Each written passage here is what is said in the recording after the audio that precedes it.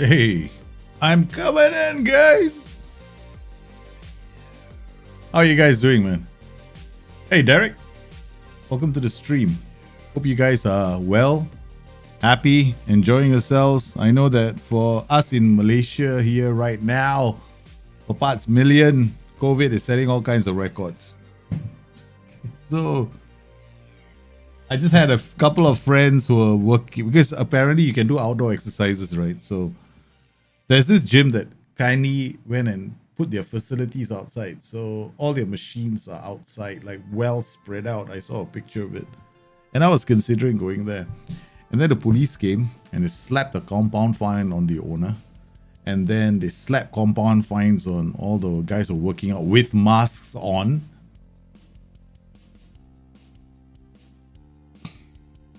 Right. I don't know what to say, man. So much is happening in this country that just, well, some celebrities are, they're going around doing whatever they feel like doing. They don't get slapped with compound fines. They go to court. Some may not even wear a mask. Yeah, from what I can tell, life is interesting. I'm good. The family is fantastic, man. How are you guys doing? Risky. I am actually kind of okay. I mean, like I couldn't go to the gym today, so I just got on the bike and trained on the bike and just did but it wasn't enough. I'll have to work out later tonight. Today we're gonna do a bit of stuff on training, right? I got asked this question on Discord about whether tactical periodization can be implemented in the game. So that's what the focus of today's show. But we're just gonna hang around for a bit. The stream isn't supposed to start for a few minutes. Kerajaan gagal, correct, man. Arif, how are you? Brother, we are doing the best we can. We just enjoy. Watch the drama unfold. Feel like kicking somebody's ass from here, man. Yeah. Third wave on his way, Derek, man. A pity. Maldives is really bad right now. Per parts million, they're leading the world. It's like a table nobody wants to be on top of. But Maldives, per parts million, they are like 1,819 compared to like India, which is like 150 per parts million. So you can imagine how bad it must be in some parts of the world. I really, my heart goes out to everybody who's on the front lines having to do things, including those poor guys who send food, right? Right. It's always been my argument that people who do work like that, they should be paid more. In fact, I mean, it's funny, right, how different societies value their wages. Now, a person cleaning a toilet in France can be paid quite a lot of money. But a person cleaning a toilet in Malaysia, okay, if he gets like $200 a day, a month, or that would be a lot of money for them. I mean, it's like, wow, $200 to clean a toilet. You can look at the. Then we talk about inflation and the relative value of money, right? Okay, fine. Yeah, we can go there as well. But frankly speaking, right, it's like it's let's just put it this way. Those who are doing like cleaning the streets, road sweeping, cleaning toilets, looking after the elderly, their wages aren't very far away from the poverty line. And these are the people that should be protected, right? So shouldn't they be some of the first that get vaccines? I mean, you're gonna go out into the streets tomorrow and your rubbish isn't taken because nobody wants the job, but there's somebody else out there who's willing to take rubbish and throw it into a rubbish truck and bring it down the road, and he gets paid what? Poverty salary is just above the poverty line. And then you go to other countries like in Australia, you know that job. There's one of my friends told me about this job in Australia, construction site. Guy stands under the sun to divert traffic, right? He gets paid like $140,000 a year because it's a tough job. He's got to be under the sun. There's heat. There's a risk that he might get knocked down by a car. So therefore, they have to pay for the risk and the nature of the job. Yeah. You like that retro France wear? Yeah, man. Love this, right? I'm doing well, man, Embidovic. How are you? Well, guys, today, tactical periodization. Right? So let's take a look at this, right? Okay, so essentially, what is tactical periodization in football? Okay, this term really didn't exist until Spain and Portugal started kicking things around with training. And then we got managers like Jose Mourinho bringing it to the fore when he was successful with Porto. And then, in Spain as well, teams started using the concept of tactical periodization in training. But what exactly is tactical periodization? The word periodization itself has got nothing. It's like when we think about it in terms of intensity, breaking up periods, right? So maybe Monday is easy training, and then we used to have that. Somebody used to say that on the forums. Yeah, periodization is basically intensity of training across the week. No, it has got nothing to do with tactical periodization, right? So that tactical periodization is about breaking training up into component parts with preparing for a match as the main thing, right? So you're training a team to understand tactics that need to be applied to football games, right? And you're breaking the whole week up into periods where they could either be training as units or as a bigger group, right? And there is a scale in the intensity. That's what it means, right? So the word periodization is not used in its traditional sense in relation to periodizing the physical load of training. It refers to the periodization of tactical principles. The weekly periodization of tactical principles is called the Morpho cycle. Now, like somebody asked me this question. There's a reason why we're doing this. So first, it's like understanding whether tactical periodization has a part in Football Manager, right? Now, I would strongly recommend going to however you pronounce the name, okay? Spearlagerung.com. Apparently, this is a pretty well-known website for people who are interested in coaching, tactics, principles, and stuff, right? So a lot of people come here. So you can check out the whole concept here. I mean, this is like really deep conceptual stuff. Like, how does it start? All kinds of chaos theory even. Okay, so I'm not going to go all the way there. This is a conventional way of training: technical, tactical, physical, psychological, right? So these are the dimensions. Normally, when the way we normally think of training is we try to encompass all of this across maybe the week, right? So when you look at this doesn't take into account the tactic itself that you're playing, like the game that you're setting it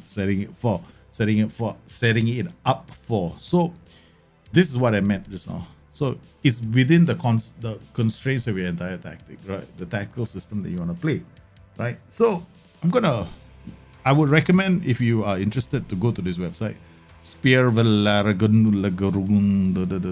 blah blah. Yeah, Emirovic, correct. Yeah, just use the Discord link.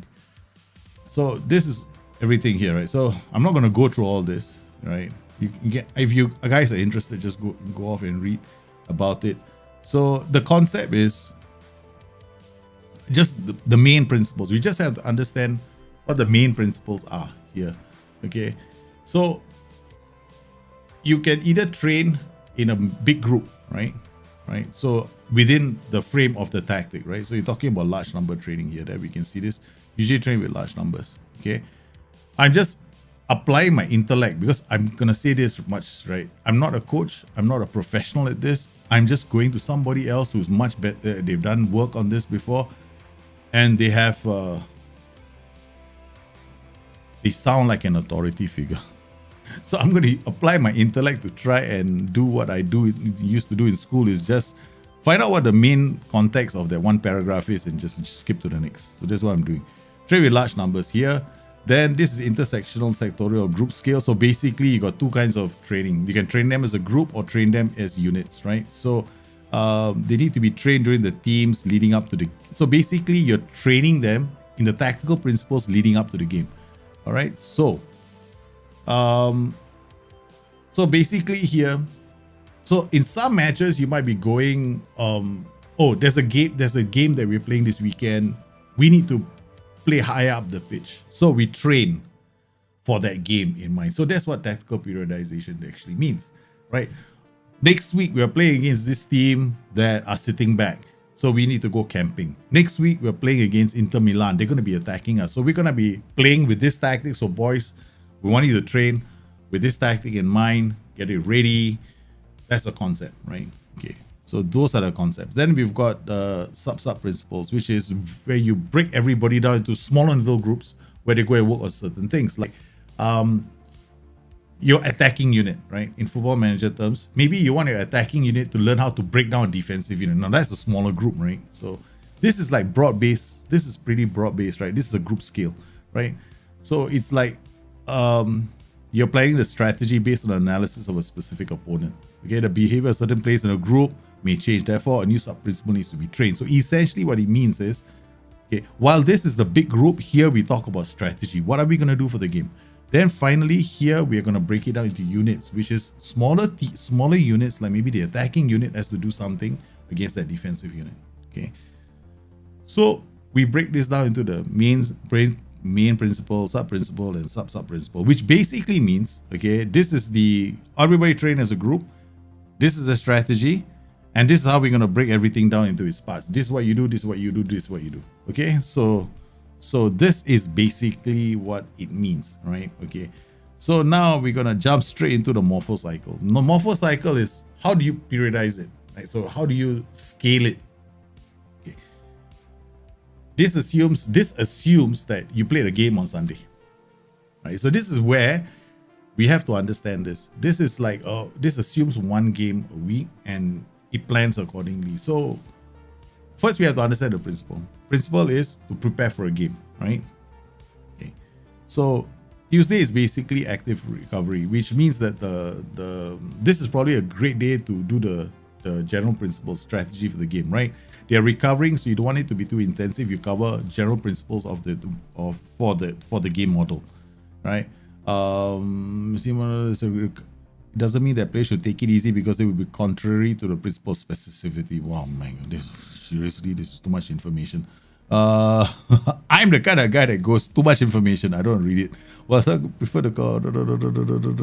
That's why I'm here. I'm gonna break it down. Okay. So basically, this is just active recovery after the first day. It's not. You still spend time training, right? All right. Okay. This is after the day. So this is passive recovery. This is active recovery. So you can do match preparation activities during this period, right? Okay. So this is the second day. Okay. This is the sub principles. This is where you got your unit training, right? So if you go to our game and we do unit training, this is where the unit training comes in, right? So this is where you are breaking. This is probably the most intense, one of the most intensive days, right? So this is where you do individual groups, sectoral, even intersectoral level. So you can have a group training session, or you can break them down into the inter-units where they do this. And then finally on Thursday, big group training, right? Large spaces with many players. So you got to have your bigger training sessions. So you got units on Wednesday, you got bigger things on, bigger groups on Thursday. And then the whole idea here is that you even have days where you are planning for the big match, right? Final preparation of the next day. The objective is today is to prepare any final details about the game while making sure players are fully recuperated. So you're not so intensive on this day, right? So Saturday is pre-activation. So you're playing the game on Sunday, right? Match -1, right? So you're playing the game the day before. So it's a lot of match preview stuff, right? You are doing match preview. You might be doing attacking movement if you wanted to, but match tactics, preview, lighter sessions. Okay, working on 11 is important for the size of the field to reduce. So you're still doing group activities, right? The coach could work on specific game situations, set pieces, or even 11 versus game. So this means match practice. This is match practice, right? And 11 versus 11 is a match practice or set pieces. So you can do set pieces or match practice the day before the game, right? So you also have to incorporate things like match preparation activities on this day. You can incorporate match preparation activities on this day too, but there's going to be more unit training. So if we go into the game, how do we apply that to the game? Okay, let's look at balance training. Does this look at tactical periodization? Of course not. It doesn't, right?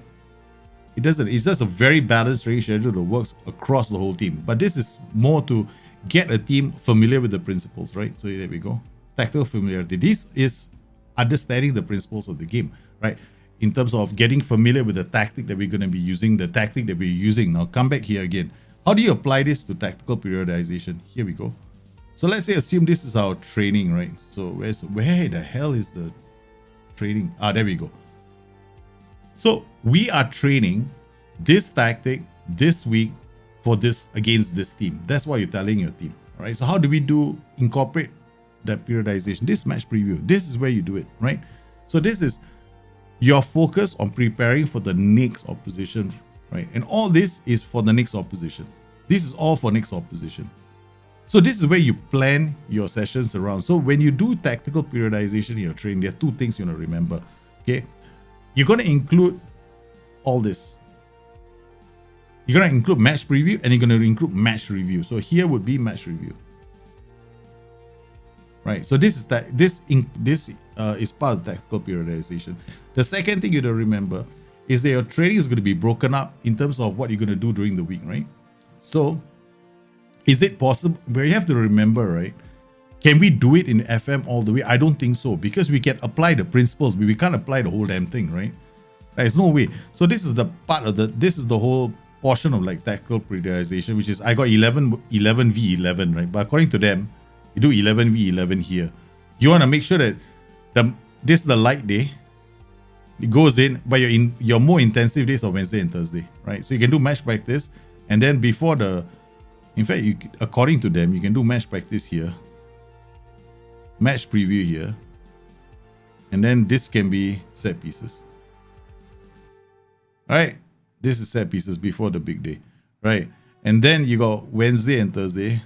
Physical is not included in the tactical periodization. I just have it there because I just want to do this, right? So, but this all is tactical periodization. This is all units. You got an attacking unit and a defensive unit, right? This is attacking unit and defensive unit, right? The only thing that we don't have here is the 11-11. So we got 11-11 here, the whole team here, and then this is all your units, all your unit training. So now if we go back to this, right? For this reason, on Thursdays, we practice in large spaces with many players, focusing on the collective or intersectorial. This creates a discontinuity within coding, which resembles a competition day. So, in other words, this is basically, you can either do it two ways. You can have match practice, or you can do something more general.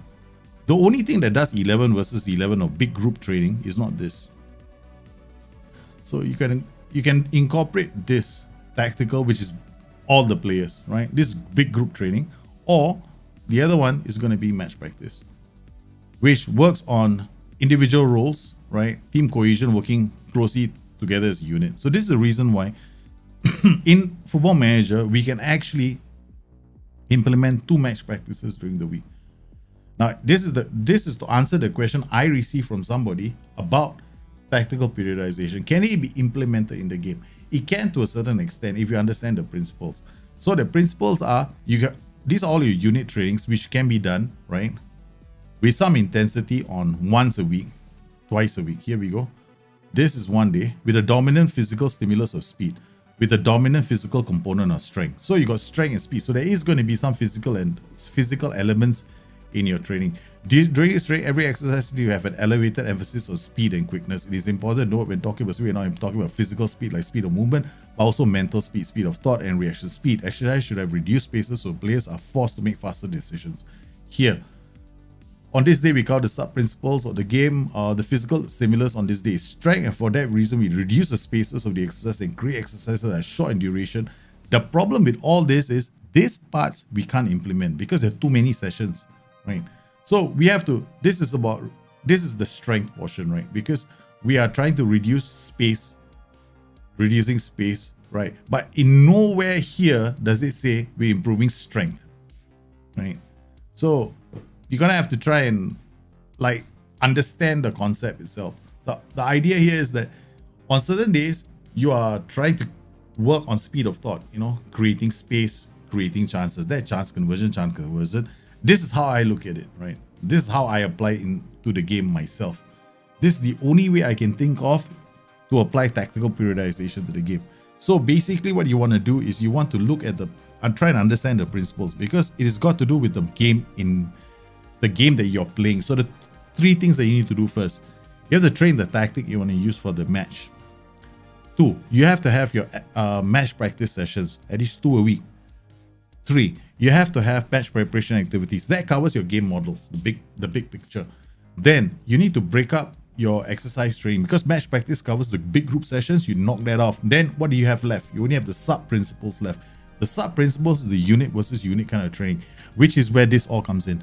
Chance conversion, bum bum bum. So we covered it with match practice 1. You can have the second match practice here, and then you can cover the whole thing. So yeah, the same session works. And you just have to worry about the intensity. So your intensity is going to be light. Monday, Tuesday is a bit light. You can even move this here. This becomes quite light. See that? You can move match preparation activities on this day, and then you can have Wednesday and Thursday being a more intensive days, right? This is where match prep, you can put match practice in, bang, you got another match practice. This is like a very intensive day. Then you go into the final game here. This session is the final preparation. The objective is to prepare any final details where applications are fully recuperated physically and emotionally.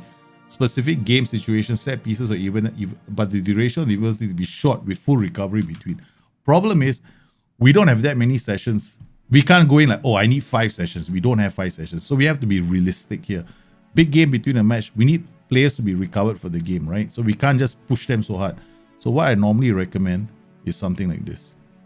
So yeah, Wednesday, Thursday, Friday, full activation, and then Saturday, eve of the match, you might do something a lot lighter like this, so that you don't have such an intensive, load. So you got your load is something, you probably end up distributing it like this. So I hope I answered the question that somebody asked about tactical periodization in training, because you have to understand the concept first and then apply it to the game. My complete training model already accounts for it, but I didn't do the loading very well. I mean, I didn't do the loading as in how do I put this? I didn't do the periodization itself, right? I just took the big picture view. But if you wanted to do it you do it like this. What happens when you got 2-game week? Screw it. 2-game week, you got no time. What, you think you can squeeze this in during a 2-game week? This is what I do during 2-game week, right? So it's basically, the best thing is I still have match practice. I always have match practice, man. I always have match practice. So you can just do this. You can do this before a big game, 1 match, and then recovery, defensive corners, next match. That's it. This is how I prepare for a big game. This is my lazy match practice. I just do enough, because you know that attacking movement and defensive shape, right, roll into only 1 game, right? You can't do 1 and it goes into the next game, because that's a UI problem. UI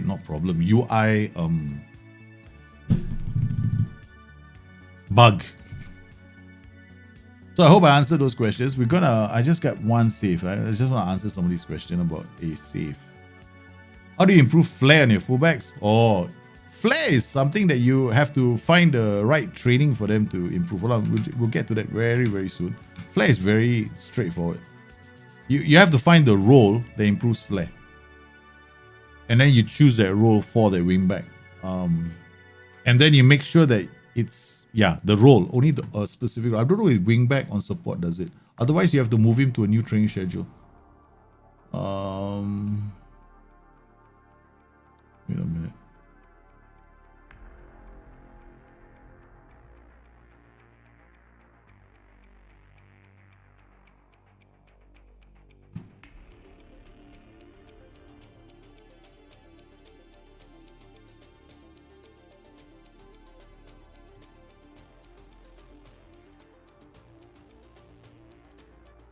Okay. Hang on a minute. I have to load something up.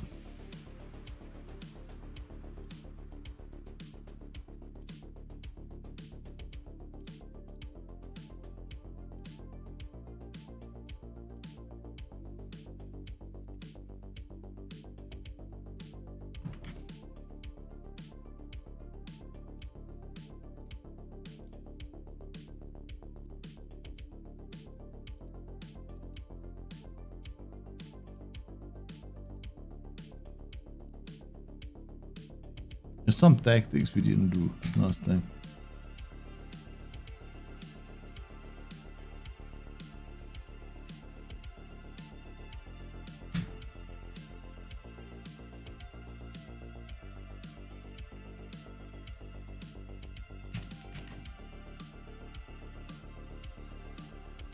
Okay.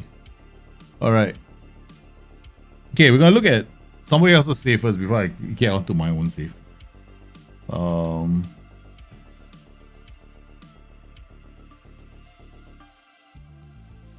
Match practice does not cause injuries, Ladia. That's a myth. It's so light, the load. I can have 2 match practices a week. Players are gonna get injured anyway in the game, right? You can't avoid injuries. The players get knocks all the time. It's how you manage your training. I have injuries that once or twice a week, right? But you have to watch your intensity of your tactic as well. Is there a way to improve natural fitness? Natural fitness is just something that will explode overall. What you have to do is make sure that for older players, natural fitness is going to be stuck, right? They don't exactly explode. It's not something that improves over, oh wow, we can get a 28-year-old player to gain like 2 points in natural fitness. Not that. Natural fitness is something that's like very hard to improve, right? So I wouldn't, at the start of the season, I will make sure that I will have a lot of training sessions like strength and endurance. This is one of the reasons why I do boot camp in preseason, right? That can give your players a small boost to their natural fitness. But other than that, no. Nope, not going to improve that much. Okay, so let's got another one who's asking me about flare. So I'm just going to look at flare. Right? So let's say we got a fullback here, and you want to improve his flare. Notice this flare. Okay, all your training sessions have no flare, if I'm not mistaken, right? None of them have flare, right? So the only way you're going to improve flare, okay, is by either finding a schedule that has flare, because I don't think there is a schedule that has flare.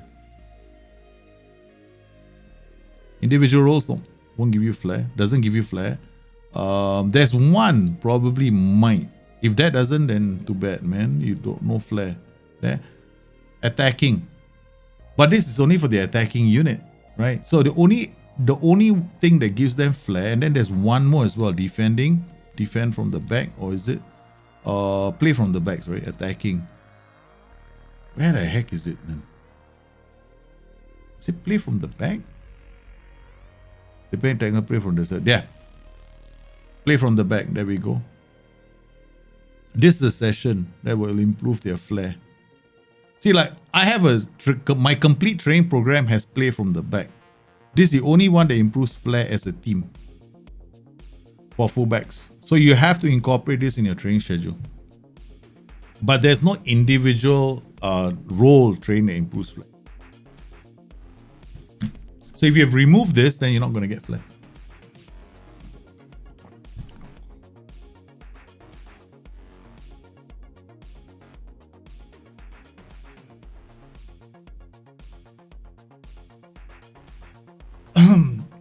The water went down the wrong way.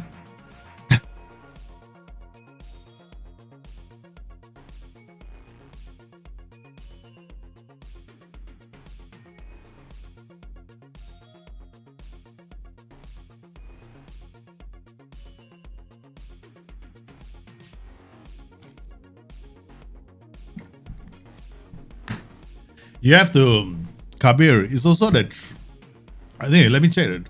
Complete wingback, I'm not sure. I think it might have flare. Let me check. I can't remember if it does.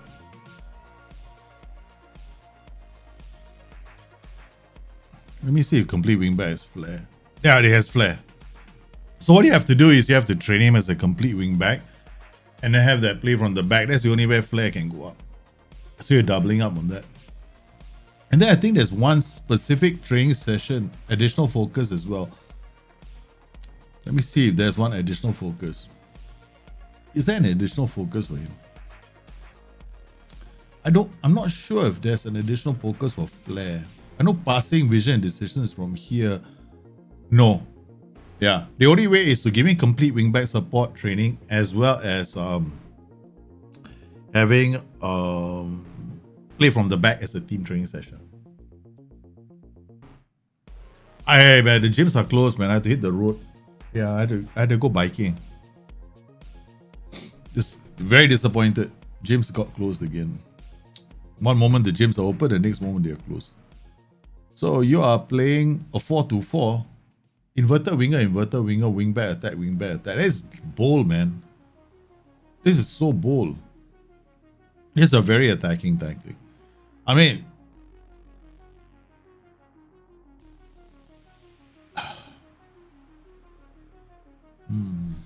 anyway, I got another question.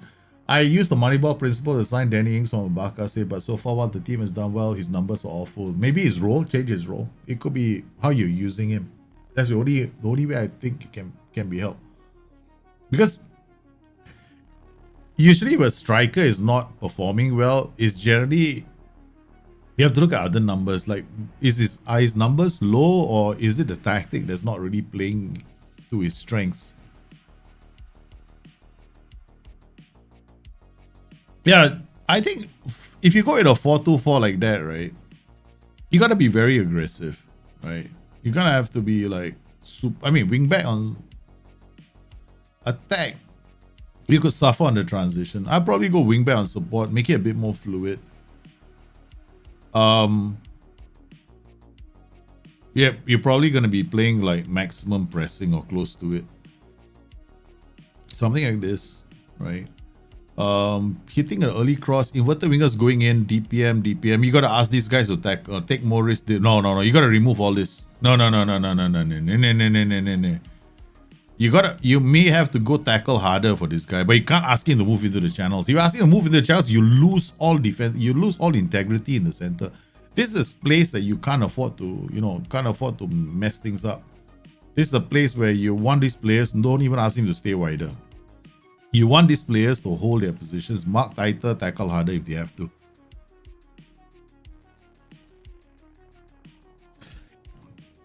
Inverted wingers could attack the box or could hold up the ball a bit too long and you could lose it. You just don't want to. You don't need the thing to slow down. I mean, here I'll probably go with one advance forward and a target man. Or advance forward, winger.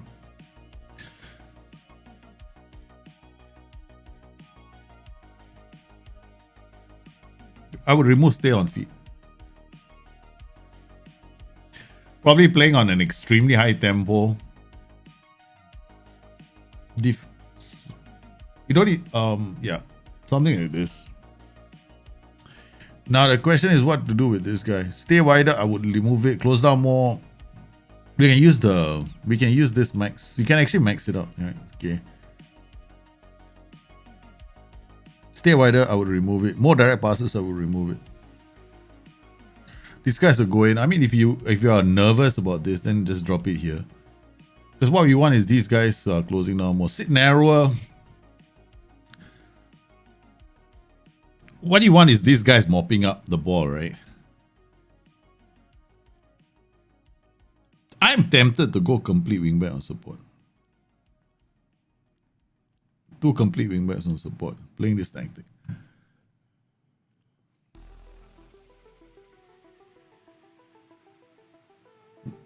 I'll remove this.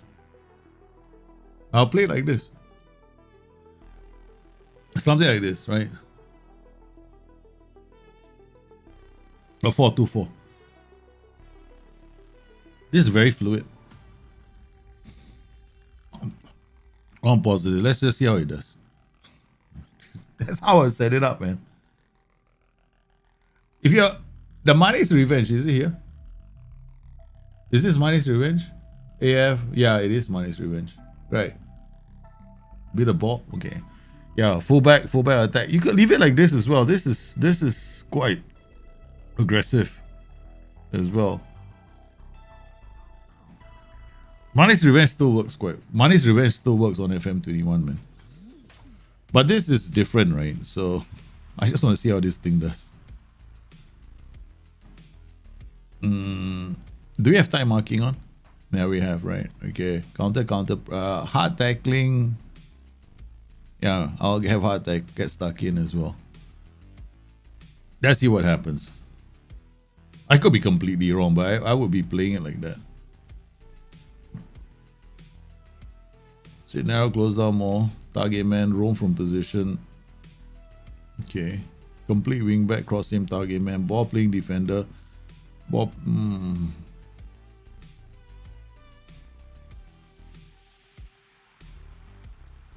Yeah, they will close out early. You have to win this. You have to. This is a tactic that's got only works one way. It's like complete and utter domination. That's the only way it's gonna work. The moment the problem is, it's probably more suited to. Yeah, you have to go like like all the way attacking now. I'm not even sure. This is your save. I don't even know your players, man. I'm just gonna try it.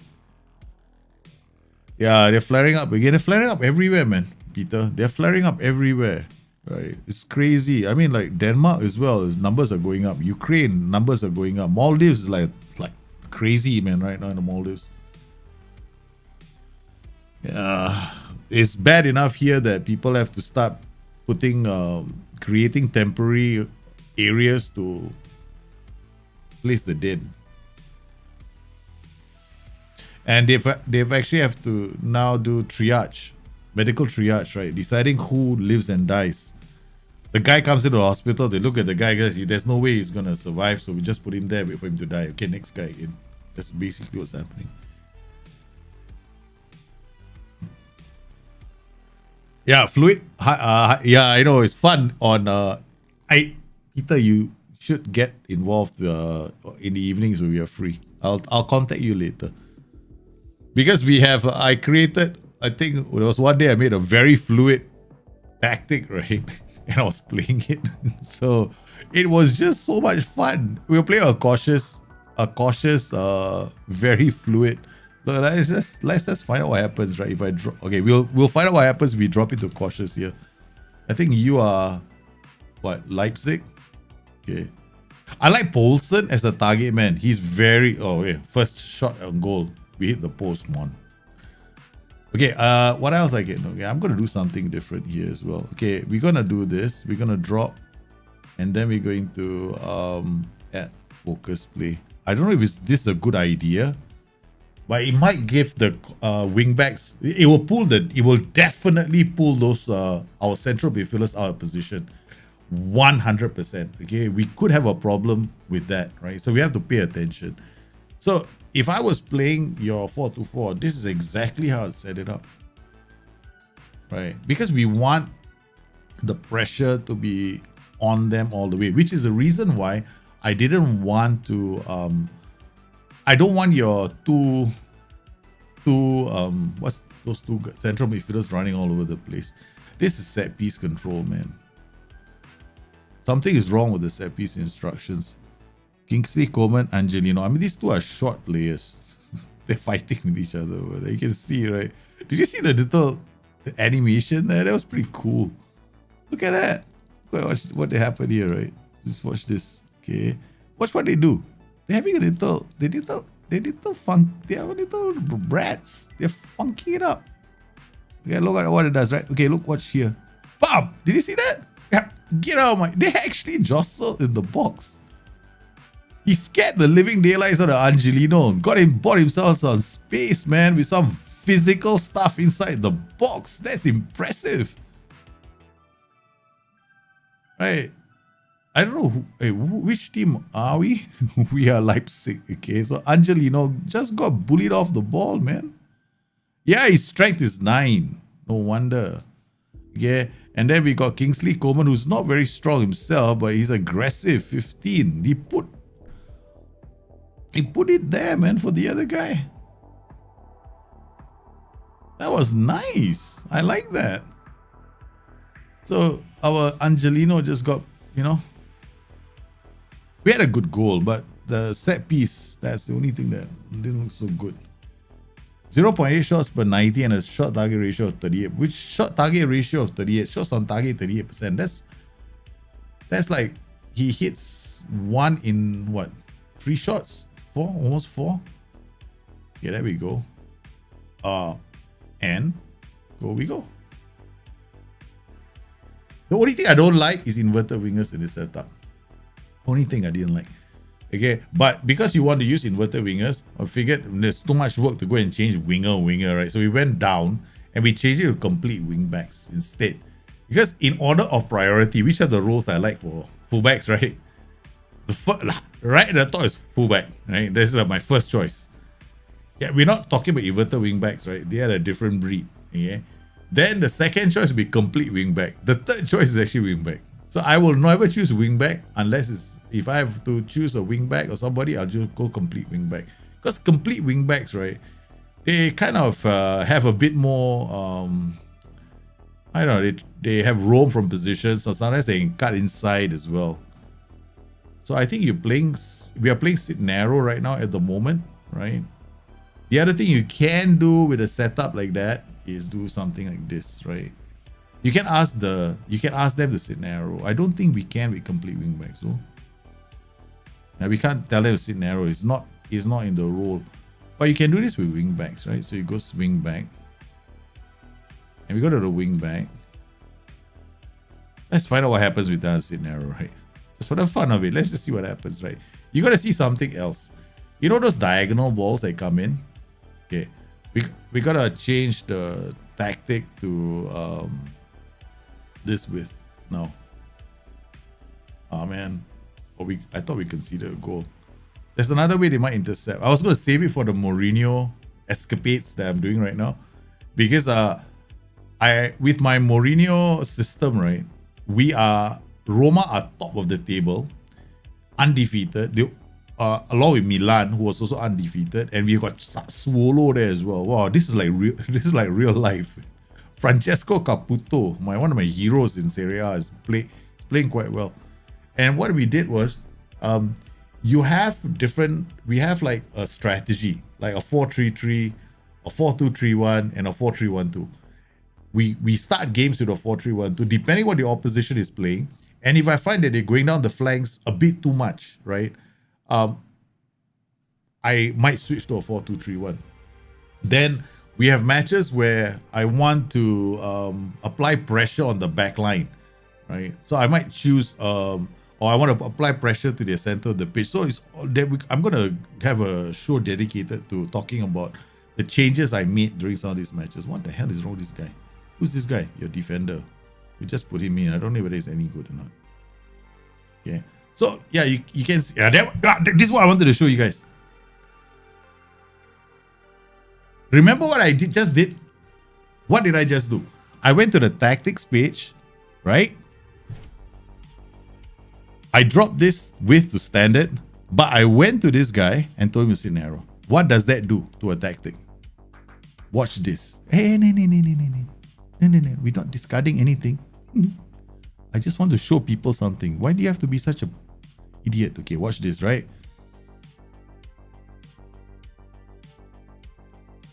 This is where Angelino is. People are asking me, how do you get your fullbacks to intercept the ball? Bang. Right. Okay, he didn't really win the ball. He should be, he should have a bit more strength or something in his toolkit to do a bit better. Right. So now my wingbacks are still sitting narrow. They're still coming down the flanks. But now we're even narrower than we were before. Because, we also consider a goal for that matter. But I just want to show you something, right? So these are ways in which you can play. But it plays a big part in how I played my 4-3-1-2. So we're going to do that. And I'm going to come in here now and remove that. Because we don't actually have any protection, right?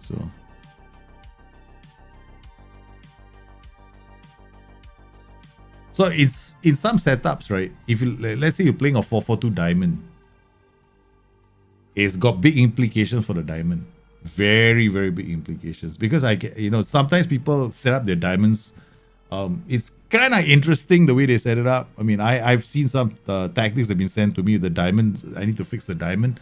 And it's like, your wingbacks can actually intercept balls, right? They are played diagonally. They can read, instead of being so far out, you need to give them the ability to make the decision to come inside to intercept the ball. It's a risk that you take, but with some setups, you don't mind it because you might go and mark the winger with another role, right? You have a winger and then you tell your winger to track the opposing winger. That leaves your fullback free. Your fullback free to do intercepts. So you can set the intercepts up with it narrow. That's not too bad. You can definitely set it up to be like a 4-2-4 like this, right? You can actually, this is not too bad, right? Hit early crosses, maybe you don't need it, right?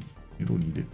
But I will go target man advance forward because this is really you don't want to waste so much time getting the ball up, which is one of the reasons why tempo went extremely high. There's no point having low tempo in this tactic. What are you building up play for? You already got 4 fellas chasing for the box, right? So don't play on low tempos. You want to play on extremely high tempos here. You want the ball to get up the pitch really quickly before another team can even settle into defensive shifts, which is the reason why I might even go winger, inverted winger.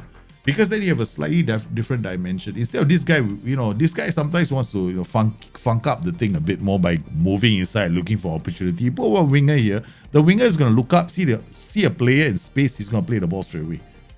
Right? Whereas an inverted winger is different. The inverted winger doesn't do that. He actually looks for opportunities that might even come through the center. So, yeah, opportunities. It's you love the Jose video? Man, wait till you watch the next episode, man. I'm speeding through the save right now. I'm a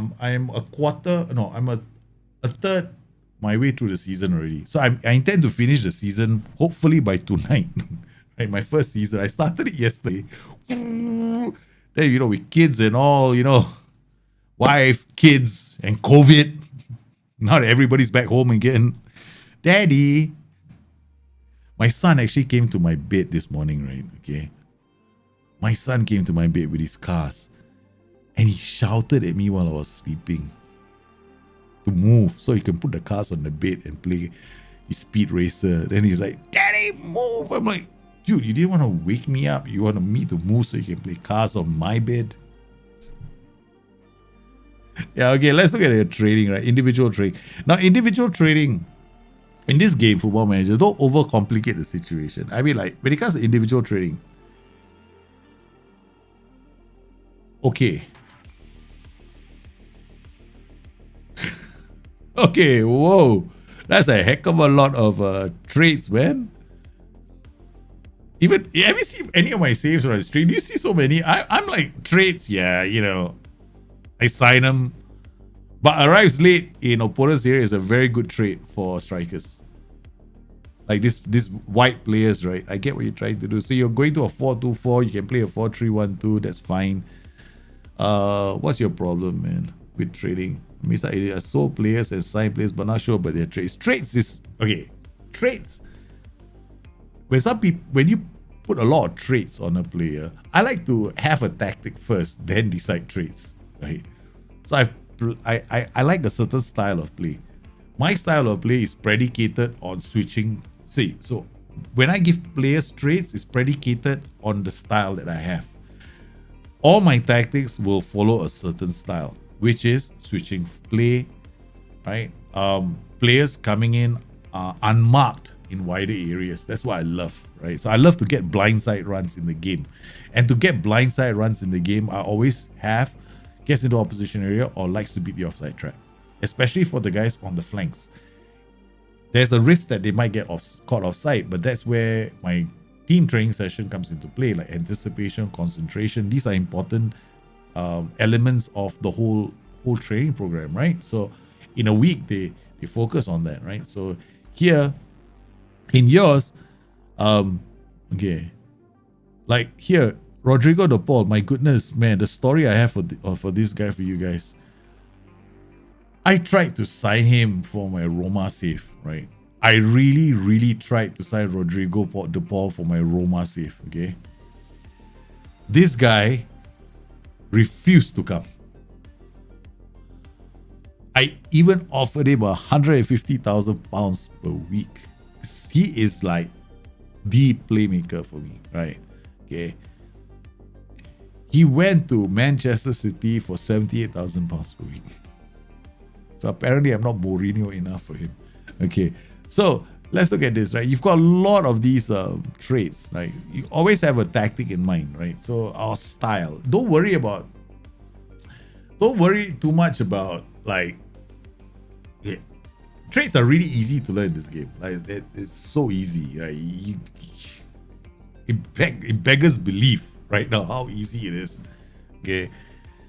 That, I've got saves. I've seen saves where we've got under 19s. The whole under 19 team is doing trades. Okay, this is not too bad. Cuts inside.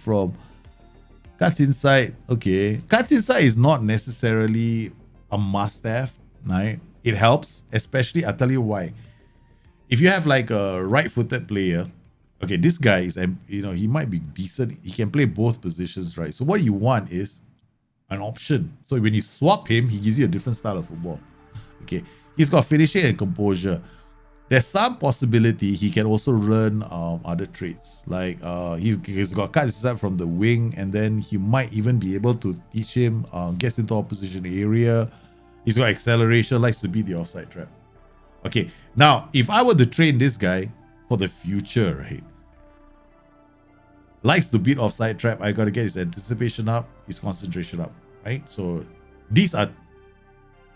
we gotta get this up. But concentration is not something you can train for these roles, right? It won't come up, right? You won't have like concentration popping. You can check. You can go through each one of them. You're basically going to be looking at each one of them, going, which one has concentration? That's what you'll be doing, right? Okay, but there's no time, right? So it's concentration more like a defensive attribute, right? So you won't really see it. So, and you won't get it from here as well, because all these are different attributes. So concentration, the only place concentration is going to improve in is in the schedules. I think it's this one. There we go. Transition, restrict, gives you concentration. This is why my training sessions are the best in the world.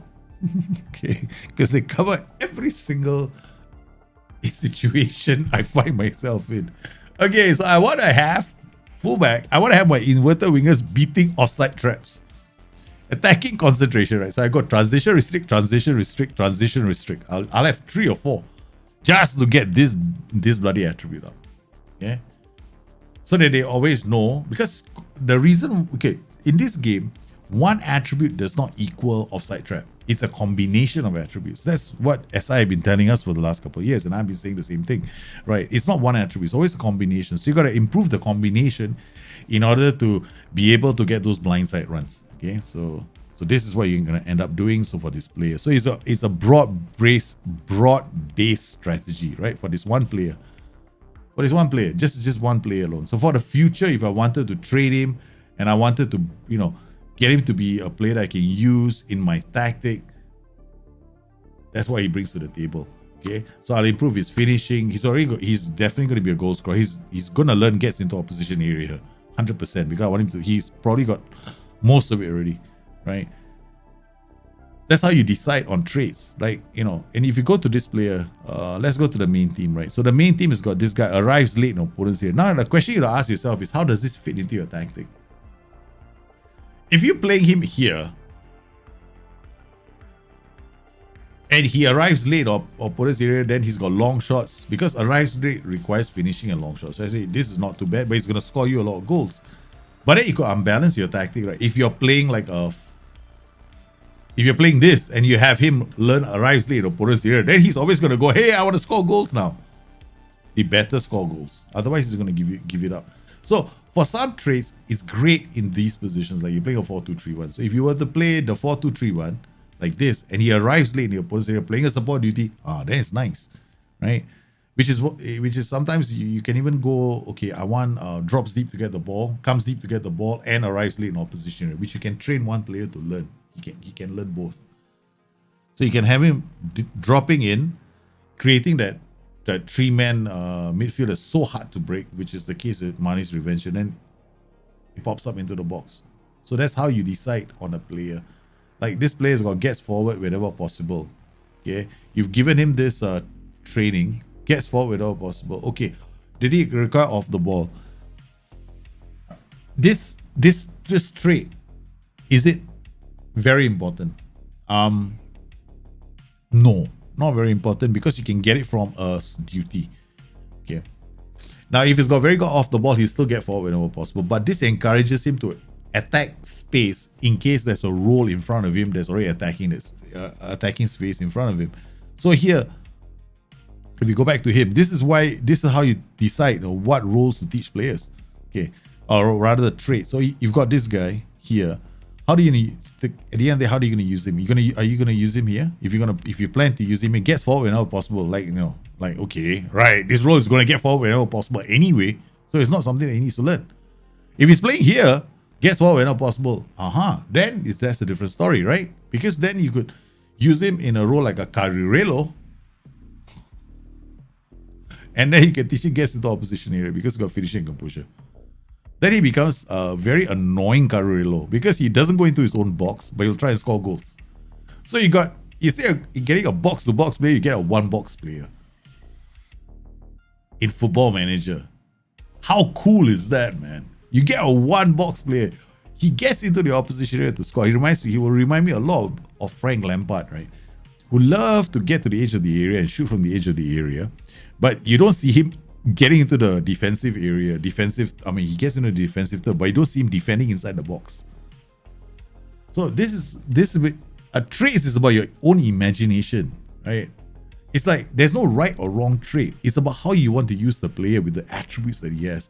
So there's so many permutations that beggars belief that, it's kind of crazy. Like, okay, so when I'm looking at this going, okay, fine, I can make this work if I had a tactic, right? So I will look at him and go, okay, how do I want to use him? So this guy is Christopher Nkunku. He can play in so many positions. Oh my God, this guy is brilliant. This guy is brilliant, man. Why is he learning to be a pressing forward? He should become if I ever wanted to play a system with a false 9, right? Okay, if I ever wanted to get him to learn to be all over the pitch, being a complete ass, right? He'll be perfect, right? But the only thing I would worry about him is not attacking movement, is strength. Because he's got the aggression. He's like Mighty Mouse. Okay, small but likes to pick a fight, right? It's like one of those really annoying friends that you have, okay, who is, have you ever gone out drinking with a bunch of guys, right? I used to have this friend who was really short. He was so short, he had conversation with ants, okay, right? He'll be the last to know it's raining, okay, but he'll be the first to pick a fight. I mean, we are the bigger guys in the group, and he's the first guy that picks a fight, okay, because he's got this problem, he's got a chip on his shoulder, right? So this guy reminds me of him. So what you want to do is you want him to improve his strength, okay? So at least if he's going to pick a fight, he'll be able to hold his own before the rest of us join in, okay? So I would definitely work on his strength, okay? So this means now that you've got a lot of options with certain players, right? So you got so many options with these players. You can, his pressing forward has concentration. That's nice. Okay, so that other role that we didn't know what to give him for concentration, you get. But that's the problem with these games, right? If you want concentration alone to go up as an attribute, you can add those specific sessions, or you give him a pressing forward role. But then it's pointless, because then he's gonna end up learning a new position. Then you're gonna eat into his current ability, and then when you eat into his current ability, you kind of screw up his whole development as well. So you don't want somebody doing. I mean, he's young, I guess, but you should start focusing him on just one area. I hope this wasn't you going, oh, maybe it's Tuesday, we'll get him to learn this. It's January, we'll get him to learn this. February, we'll learn this. But it's not too bad. But this guy is gonna be big for you, man. Passing, vision, decisions. He's got some flair. Now he doesn't have killer balls yet, right? He's got passing, vision, decisions, and flair. Okay, this is what I would do with him training, right? I'll screw pressing forward. What the hell for, man?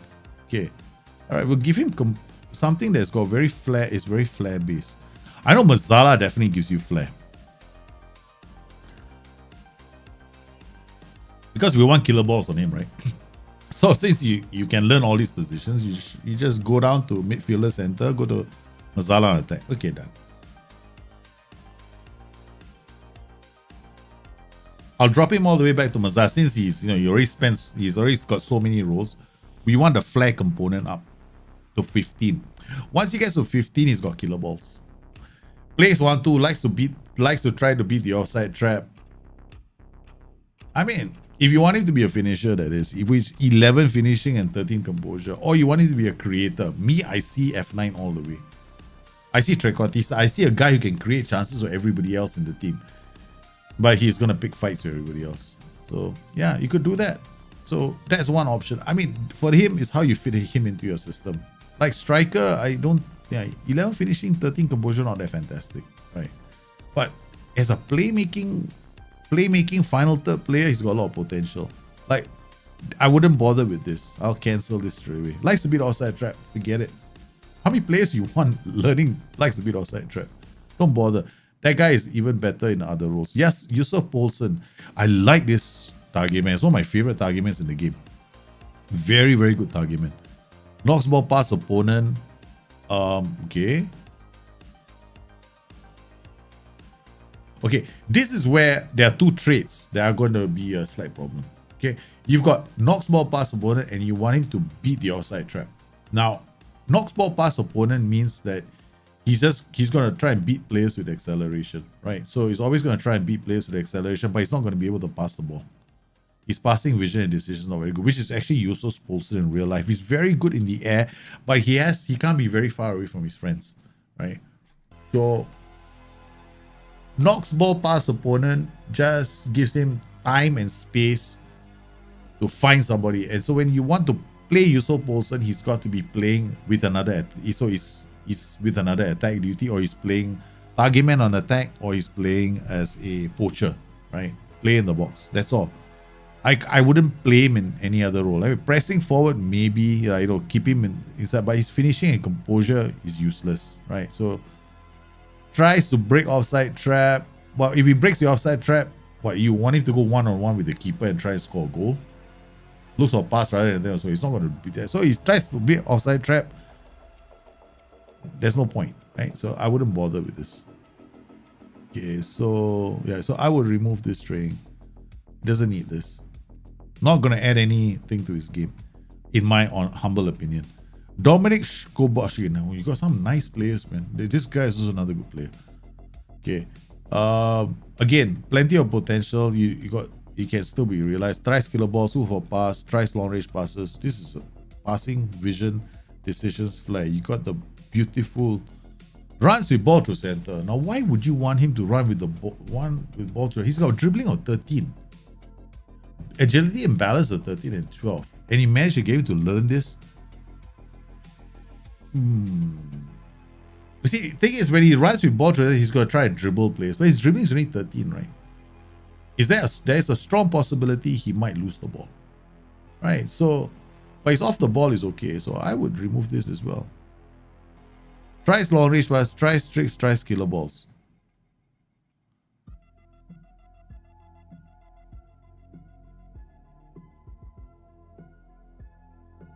This is one player I might say movement training. Can you get forward whenever possible? This is one player I want to see get forward, because from deep he can do the long range passes, right? Whenever he gets forward, he can do the killer balls and he can try trick. He can try tricks to beat players and then bring the ball in and create chances for other players. Plus he has long shots. This is a player that is more suitable for this. Gets forward whenever possible. All right, so arrives late in the area. That's because he's got. Well, seriously, man, how the hell did this? Oh, sorry, arrives late in the appearance area is because of long shots. Gets into opposition area and he requires finishing and composure. So you improve his finishing and okay, I want you to do this with this player. Finishing and once his finishing gets about 13 and 14, right? So basically, you don't want positioning to be improved. What you want is shooting.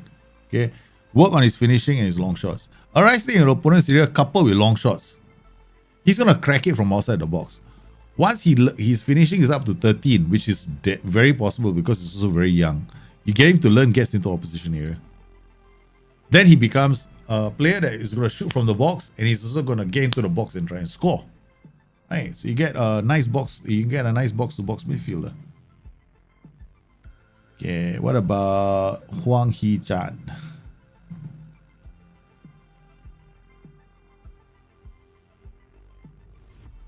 Again, depends on your tactic, right? So, nice. Got to work on all the finishing attributes, right? His mentals are not that strong. So, you got to focus on a training program where this is going to be the primary focus, which is good. You want pressing forward. So, this is the primary focus here of the ball. Here, you want to double up on the primary focus, which is attacking movement, off the ball, anticipation, and decisions, right? So you got his decisions going up, you got anticipation going up, right? Likes to beat offside trap. Yeah, this is one geezer who, if he beats the offside trap, he's gonna go ballistic in the box, man. Does captain leadership affect the team in matches? The personality does. I wouldn't bother about leadership. Yeah. Determination and the personality of the captain is very important. Yeah.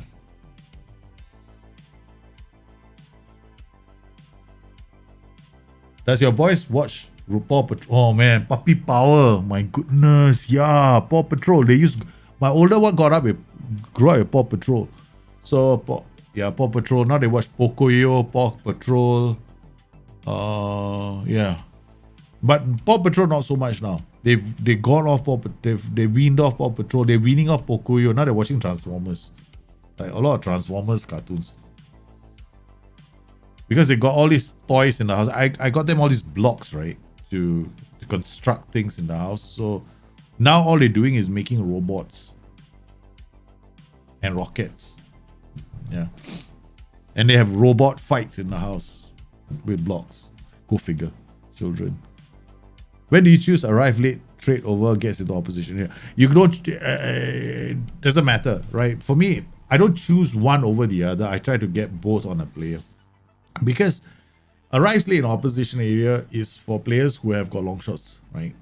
And it gets into opposition area is for players that can have finishing. So I like to have both. So sometimes I get these midfielders coming from outside the box. They try and shoot from outside the box. They got long shots. So they make their decisions. The shot is available. They come in to take the shot.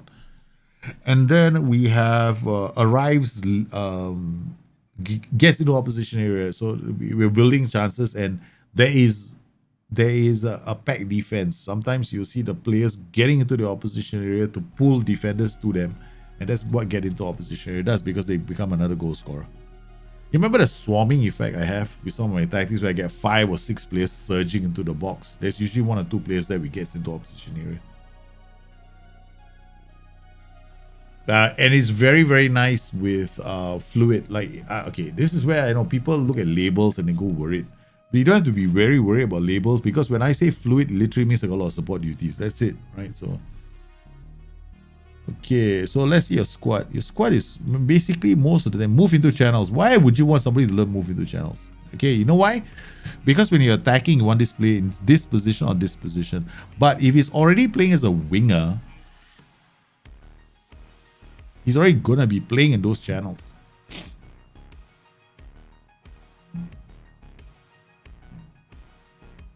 See, I'll show you something, right?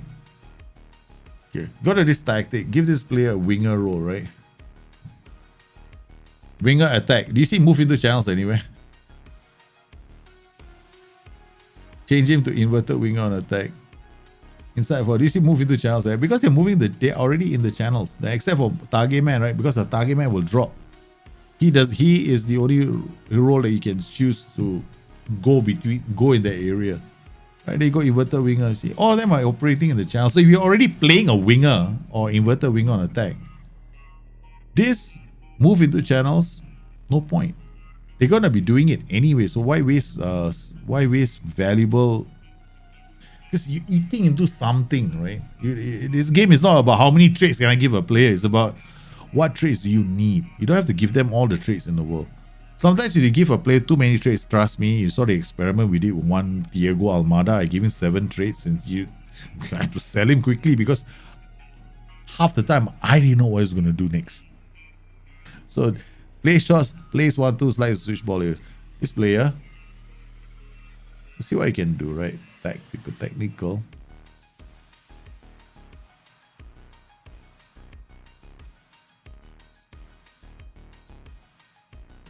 Okay, they're just finishing. I thought there's something for movement.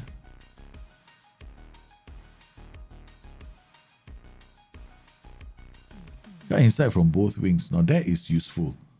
That is useful for players that have got. See, he's got finishing and composure, right?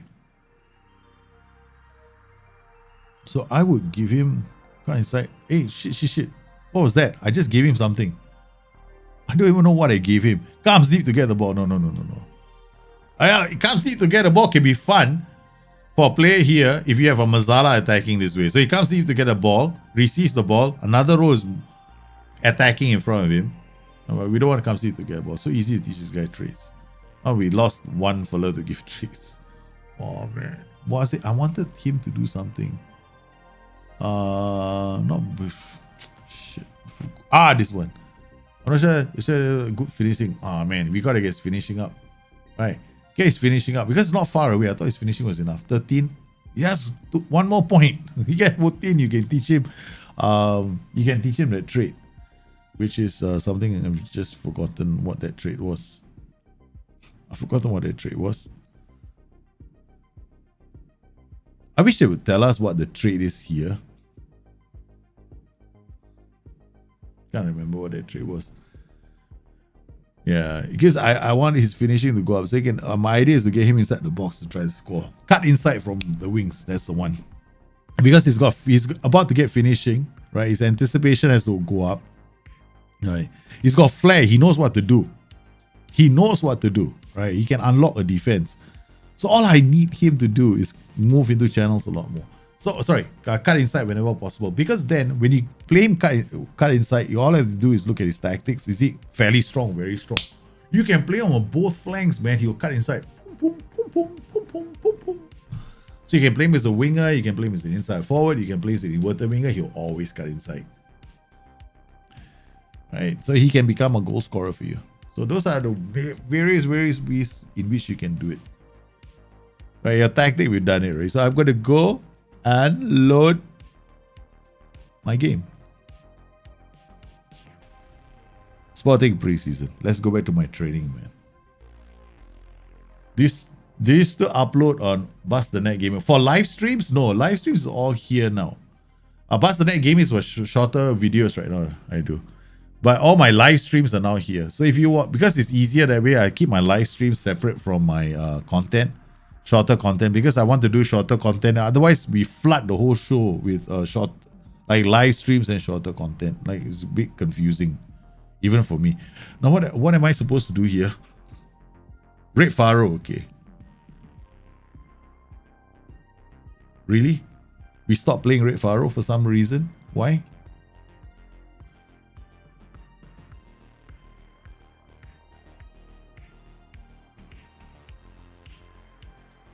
Okay, Red Pharaoh. I got various versions of Red Pharaoh, right? I got one which uses an inverted winger. I want to try something out, okay? How do I invert the winger on attack? I want this guy to create the space. Well, we can have an advance forward. He will still create space because he's gonna go into the chance. This guy's gonna come here. Roaming playmaker, CM on defense. We'll see whether this works, I guess. Focus play. Yeah, focus play down the left. No. Focus play down the right. Okay. Tick tock, tick tock, tick tock. You come inside and score. Okay. That's the logic in my head. Focus play is basically how do I want my attacks to develop, right? So which side of the pitch do I want them to develop on? Because different tactics can play differently, right? So like sometimes people complain that I'll give you a tactic, just any tactic, okay? This is different tactics, okay? I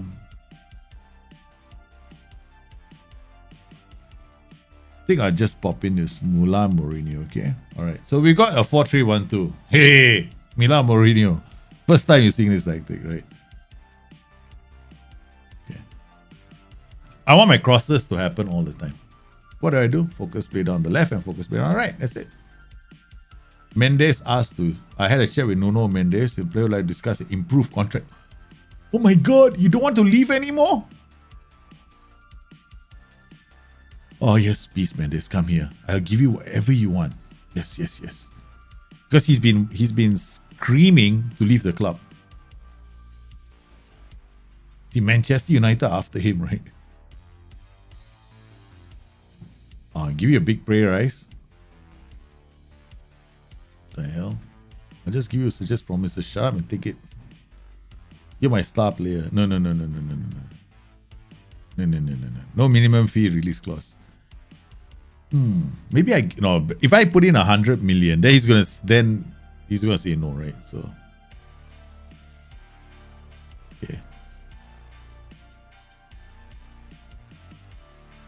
Any tips when playing against a team keep pressing you all the time until your players unable to pass properly?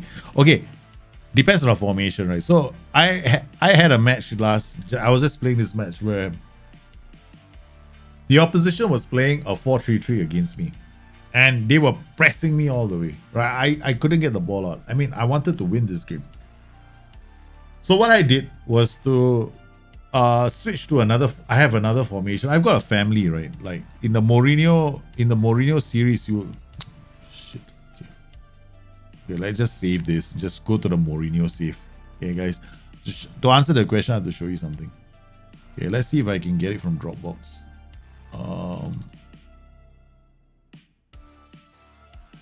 Is it here? Dr. Jit Roma. Okay, this is my currently this is my Mourinho save, right? Okay, so I'm playing like that, so we're doing okay. But in all my matches, right, I've been switching things up, right? Okay, like I played this game.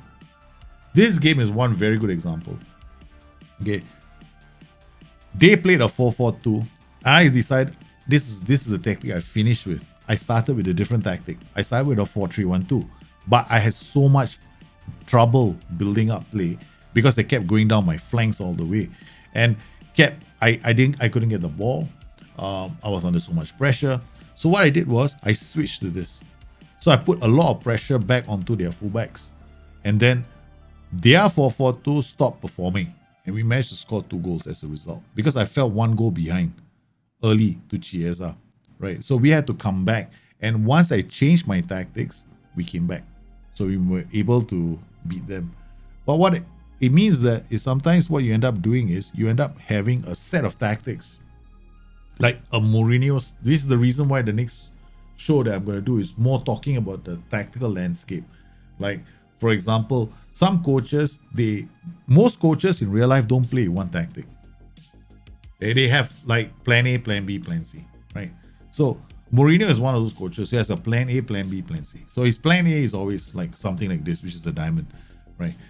Now, fading which he goes to, he might go to plan B, right? If he's getting a lot of pressure, he might switch to something like this, which is plan B, right? So I'm applying pressure down their flanks, putting their fullbacks under pressure. Then you can have a plan C where you're a technically much better team, and you can put pressure on them, but you got such a great passer from defense that you are able to be as aggressive as you want to be. So this is a bit more aggressive, right? But it still has the element of security at the back. So if you want to do something where you are trying to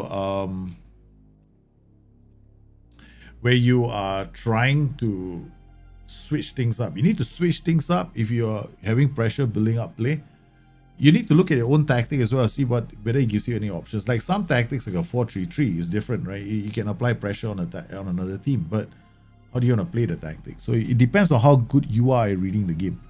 Is PF a good role for link-up play? Well, any support duty is a good role for link-up play, right? Pressing forward is a good role for link-up play, but you gotta have players that come off him to do something with the ball. Yeah. Why am I playing with this tactic? Okay. I will just play with this tactic. I haven't played this tactic with this team yet, right? Because the 4-3-1-2 is my favorite formation in the whole wide universe.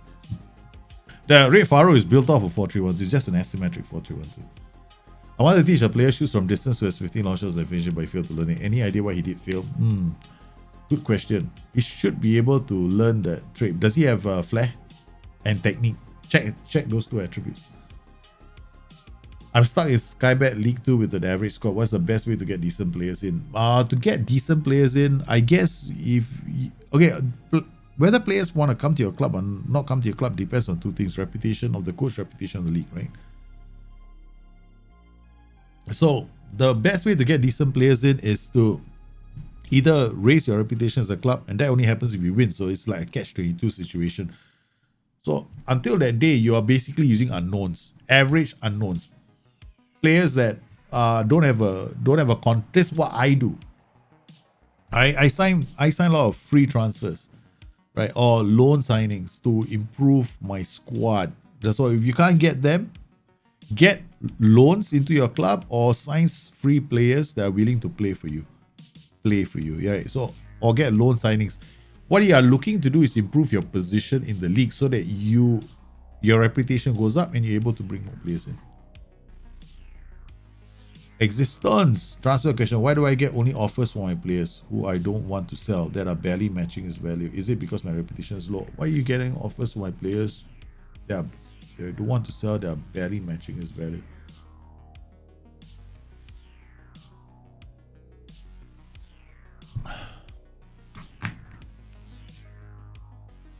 Well, clubs are always going to poach your players' existence. That's always going to happen in the game, right? So if you're not using a player, they're always going to come in. They're always going to try and pitch a value that is, and usually they'll pitch it at a value that is the value of the player, right? Not how you value the player, right? That's what I noticed.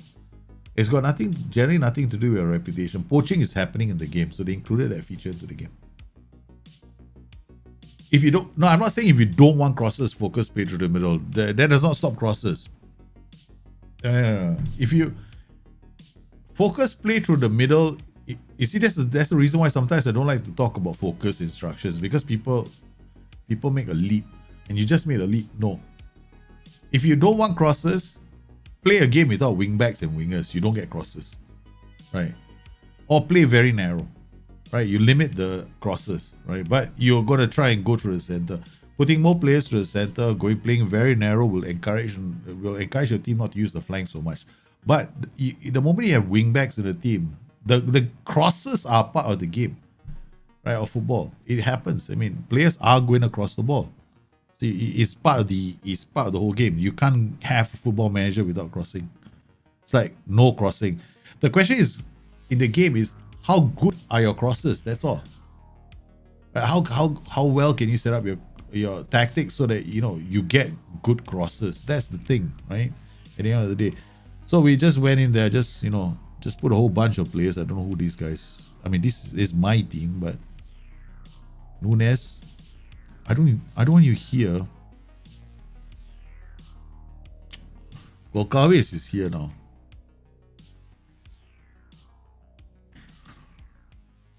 Okay, Nunes is here.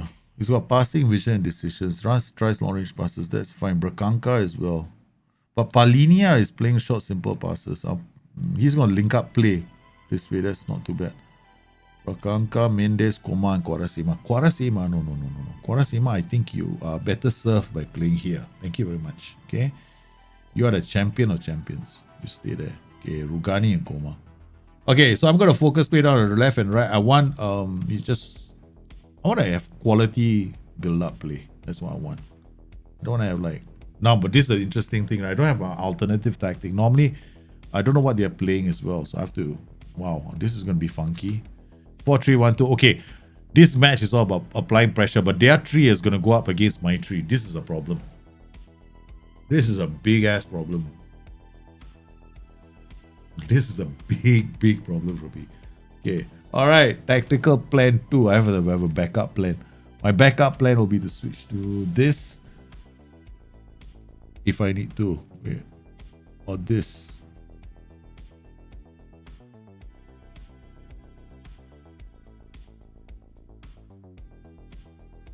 Okay. We'll see how this does. But I suspect if I don't apply pressure on their flanks, my flank, I have to keep doing pressure on their flanks all the way, Monday to Sunday. Alright, so we're gonna have to watch it on extended. I want to see it on sideline view.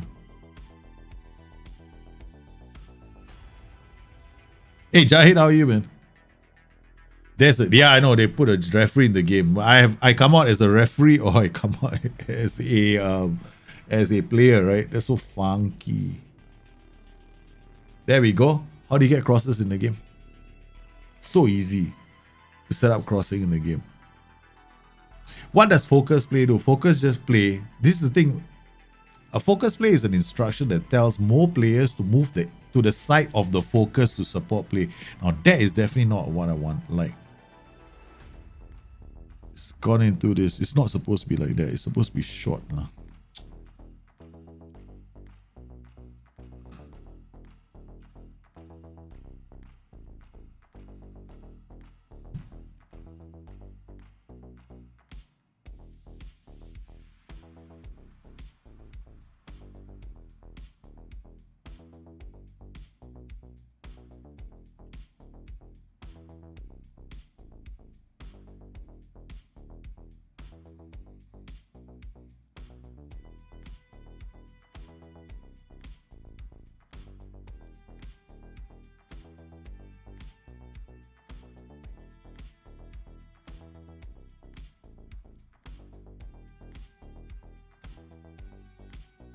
Why is he taking the free kicks?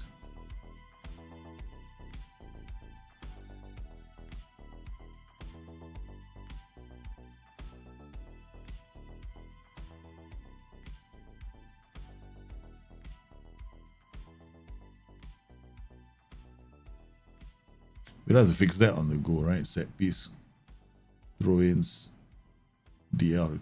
It's supposed to be DL on the left and DR on the right. Valentin Rosier. Oh shit, you're here. No wonder. Okay. No Mendes. Pellegrini. Alright. Tactics. Set piece. Throw-ins. Now it's fixed. Okay.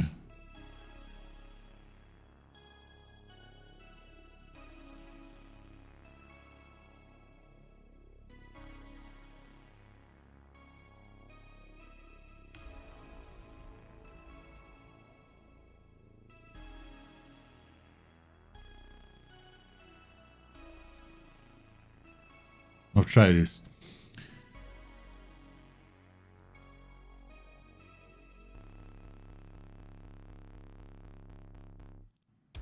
Do you know the hey Tiger Tails, how are you, man?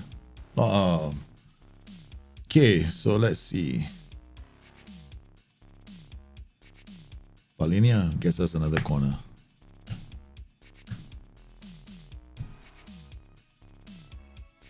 Ay. For every team, right?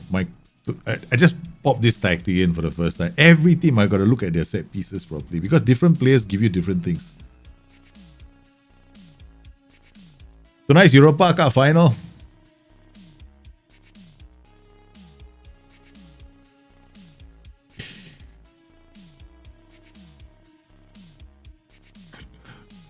For Liverpool, okay? Villarreal 1, Manchester United 0. That's what I want. So that we don't get United in pot 1 for next year's Champions League.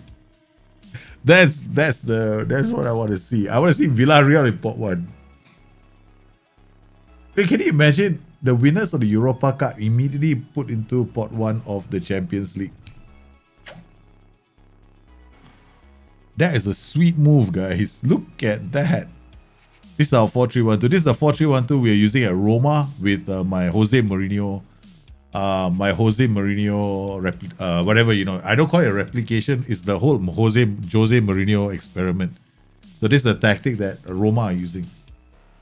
So as long as I put these two wingbacks under tremendous pressure, with these two guys, it should be fine. I'm going to go and double up the pressure. I'm going to go this side, go complete wingback on attack.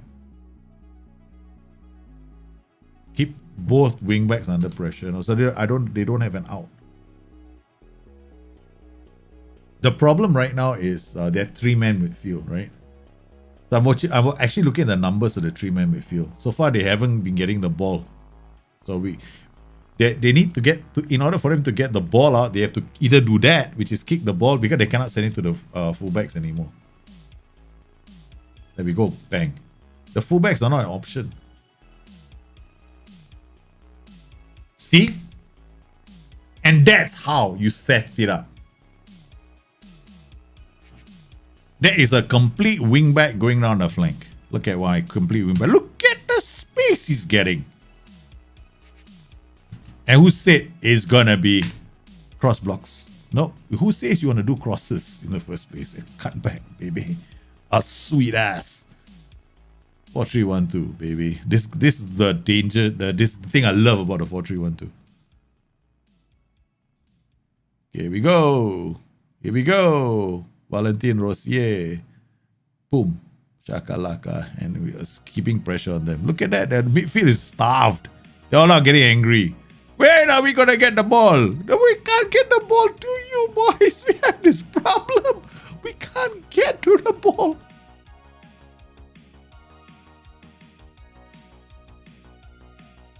I'm going to try and keep that to 0, man. I mean, we should be beating Maritimo, right? Of course. I mean, we should be. There shouldn't be any reason why, you know? Right? We shouldn't give them a chance. But this is like complete dominance. You got your, oh man, you guys are lucky you got your vaccines. I'm from Singapore and I don't think I'm going to see a vaccine here. I mean, I'm a foreigner, right? So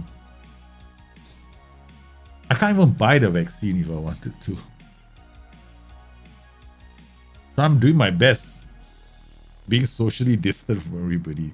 I'm basically your definition of a grumpy old man at the moment. I don't want to talk to you. Get out of my face. That's my philosophy right now. So I don't want to get into like a situation where I have to deal with people. Yeah, drink. Oi! Block nicely. He's straight offside. Are we playing offside trap, please? There's no plans of offside trap. I don't. Yeah, I have the offside trap on as well. Okay. Can I remove this?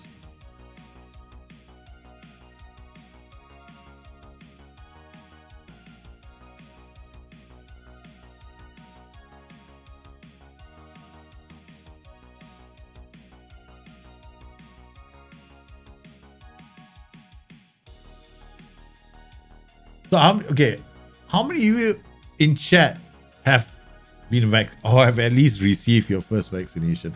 I know like places in the UK, the US, vaccination rates are like pretty good at the moment. The UK as well, I think that at least 60% or 50% of the population, at least 60% has been vaccinated, right? 50 to 60, I guess. Here we're more like 5%. And I'm beginning to question who the 5% are. But it's okay. My father-in-law has been vaccinated.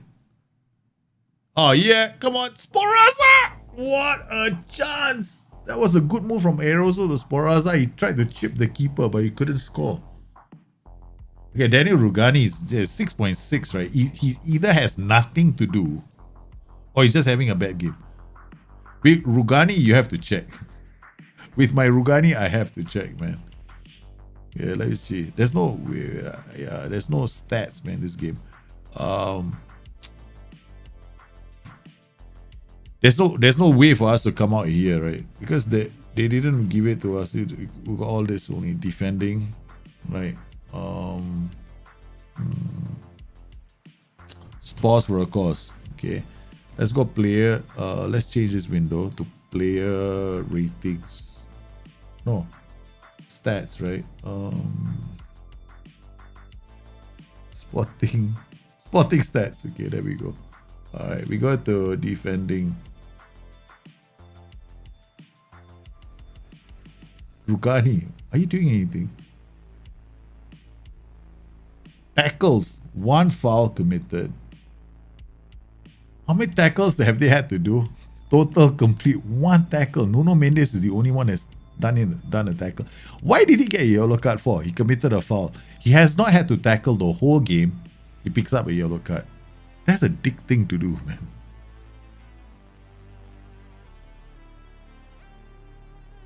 Alright, let's push this all the way and see what other information. I can't pull this bar.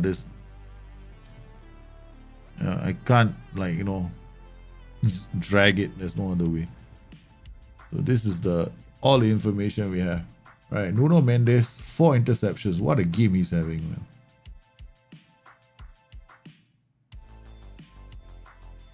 So my plan was to Rugani.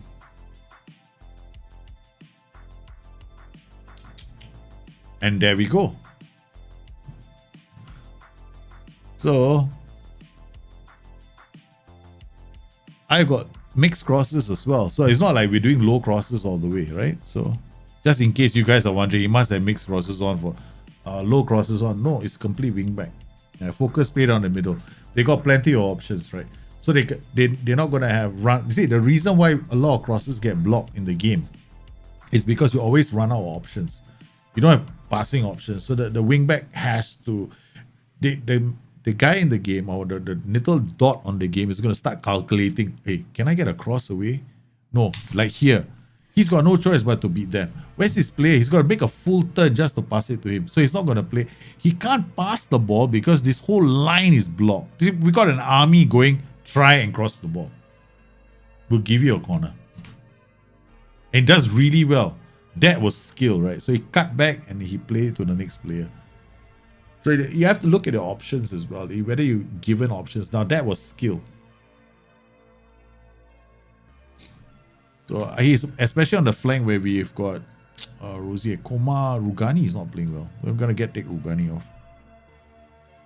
Yeah, right. You're gonna take Rugani off. Who the heck are you gonna put there? Okay, Pellegrini, come on. Cabral, come on for this guy. And yeah. When have you seen me use the AP? I've never, hardly ever see me using attacking playmakers, right? Oh, no luck. Palini is always going to pass his shot. Come on. Prove me right. Thank you.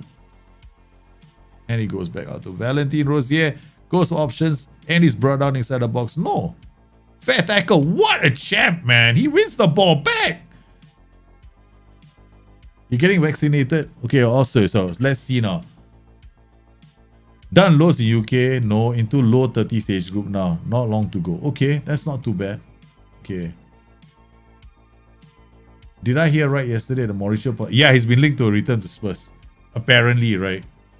So like, I think I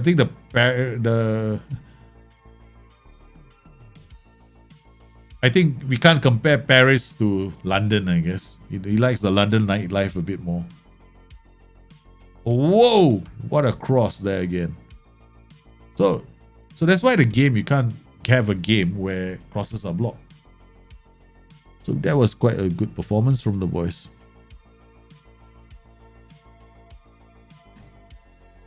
This is the League Cup, I guess. Paiva suffers defeat against former club. I feel sorry. He was one of our players last time. So I took him. Go for 100k, brother. Have a good life. Arif, you've been vaccinated as well. You're getting vaccinated next week. Alpha 1, that's no good, man. Rugani just does Rugani things. I know, right? Daniel Rugani. Where do you think Donnarumma is going? Wow, Donnarumma, plenty of options. But I don't think, okay, let's look at all the clubs that need a keeper right now, right? Okay, let's look at the clubs. Where do you think Donnarumma is most likely to end up? For me, Manchester United, high on the list. Okay, Ed De Gea may not be there this next season. But they will probably have to sell Ed De Gea, right? So, okay, which other clubs can he go? Can Donnarumma end up in? Will they have to sign his brother as well? He's like Donnarumma is like, I come with my brother kind of thing, right? Glasner from Wolfsburg going to Frankfurt. Wow. I don't know, but Pochettino is from what I've heard, he's leaving Spurs. Request spotting postponement. So he'll be without 6 players before coming Portuguese are due to be on international duty. Do you wish to request a postponement of the match? Portuguese Cup 4th round. I won't have Palini, I won't have Cabral, I won't have Nuno Mendes, I won't have Eduardo Quaresma. Alright, I gotta have one of my, but I can actually play. Don't postpone the match. Gonna see what happens, right, if I don't postpone the match. Go play with the players. I'll send in my second stringers. One thing, I don't think... Okay, well, let's just discuss a new contract with this fella.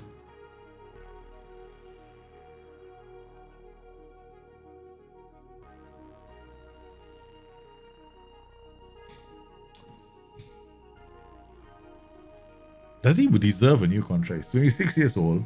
It's not that fantastic. He's a squad player. What does he want to be? But the good thing about him is he can play left and right. He's still improving. He's got 2 more seasons left. But would I keep a player like him?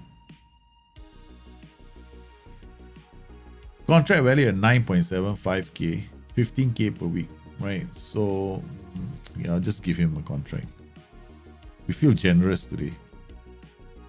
Not getting the expected amount. Hey, Marquez went there on loan. You better play him, you piece of shit.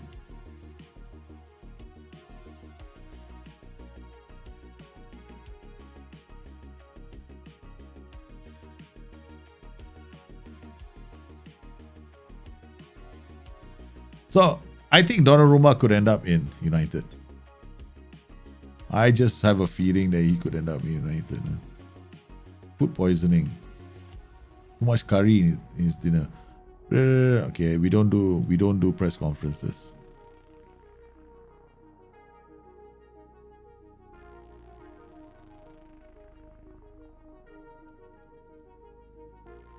Okay, our training calendar. Do we need to? Oh yeah, we better go back to ballot. Oh yeah, because I keep changing tactics, right? I'm not gonna bother now. I'm just gonna go complete training schedule.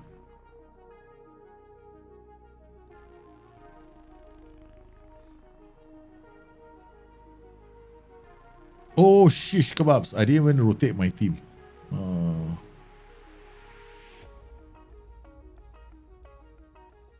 Barca, Real, and Juve. Money. Financial punishment. That's about it, I guess.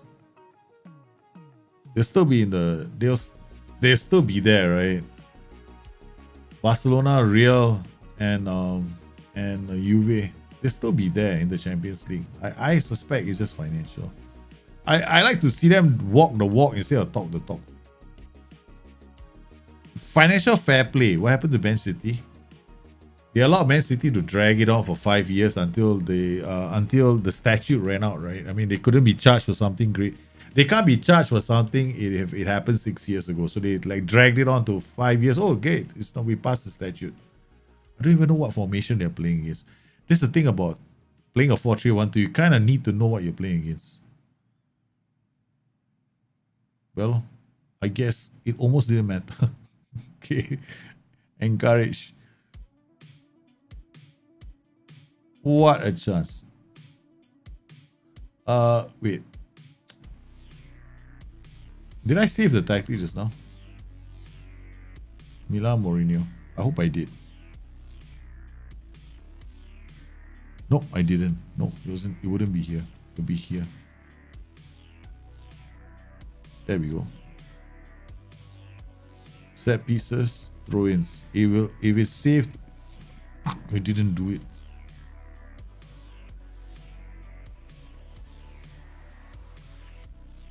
I don't want to do this again. I don't waste my time. Just accept it. I don't like long throws at all.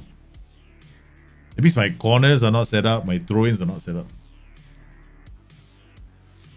Gini Wijnaldum is going to Barcelona. I won't be surprised. I mean, it's nice to have Barcelona on your resume and Real Madrid. I don't blame players who want to go to Barcelona and Real Madrid at the end of the day. I mean, he's going to go there. I don't know how they're going to take to him because he's the player that put Barcelona to the sword in the Champions League. And I don't understand how... I just find it a bit ironic, right? Oh, Anfield Town, that's good. Will better coaches make my team play better on the field as well? Better coaches help your players improve their attributes. The attributes of your players improve in the long run. Yes, your team ends up playing better. But will better coaches improve your team's chances the current season? No bloody way. Ultimately, it's you choosing the right players for the tactics. You're talking coaches are long-term, right? How they benefit players' development and stuff like that.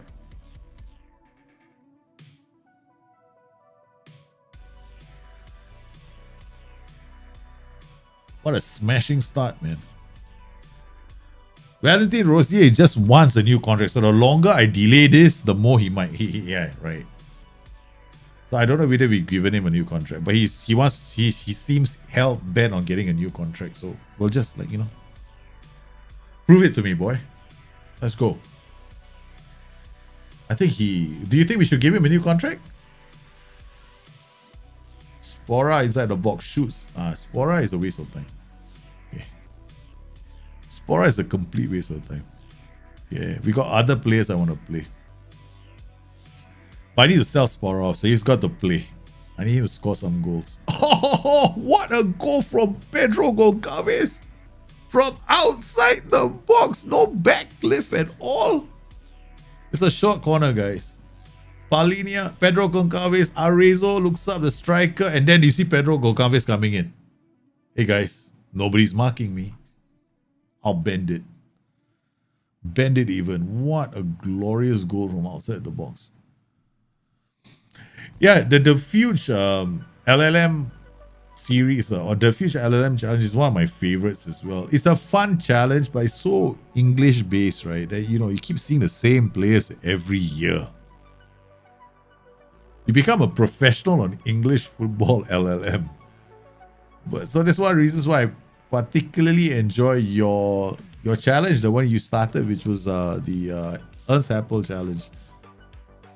I've never used a lot of Turkish players before, so it's kind of fun to do that. And now I'm familiar with some Turkish players. Palinia, Quaresma. I'm gonna have to give Palinia a break, right? So the only problem right now is I didn't come with a team. Gonna have to. Palinia is overplaying. I'm hoping that this player does the job.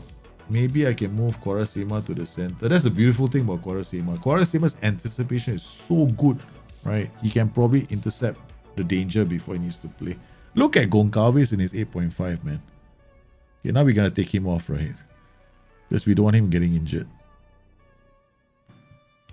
I was supposed to rotate my squad. I didn't rotate my squad.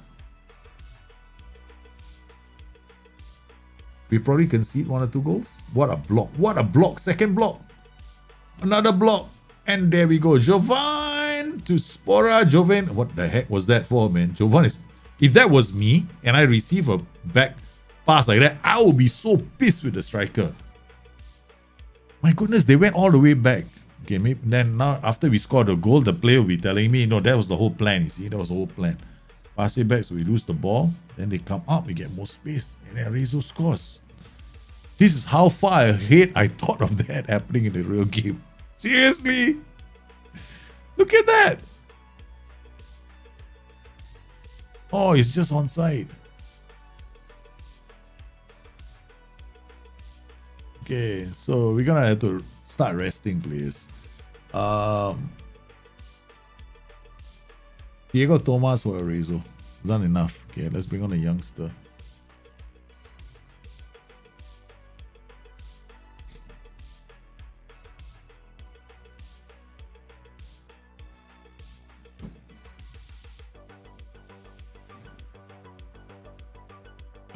Fluid one-touch football. Hey, man, I'm happy with this. 4-3-1-2 is one touch as it can be for me. I got some really sweet goals that Roma scored with this 4-3-1-2. Very sweet, like tick tock, boom.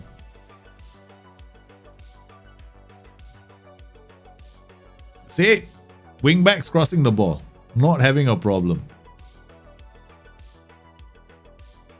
Rugani down to Valentin Rosier. Now he's got problems, right? He's got support. Look at that. He's got a lot of support. There he goes. And ooh.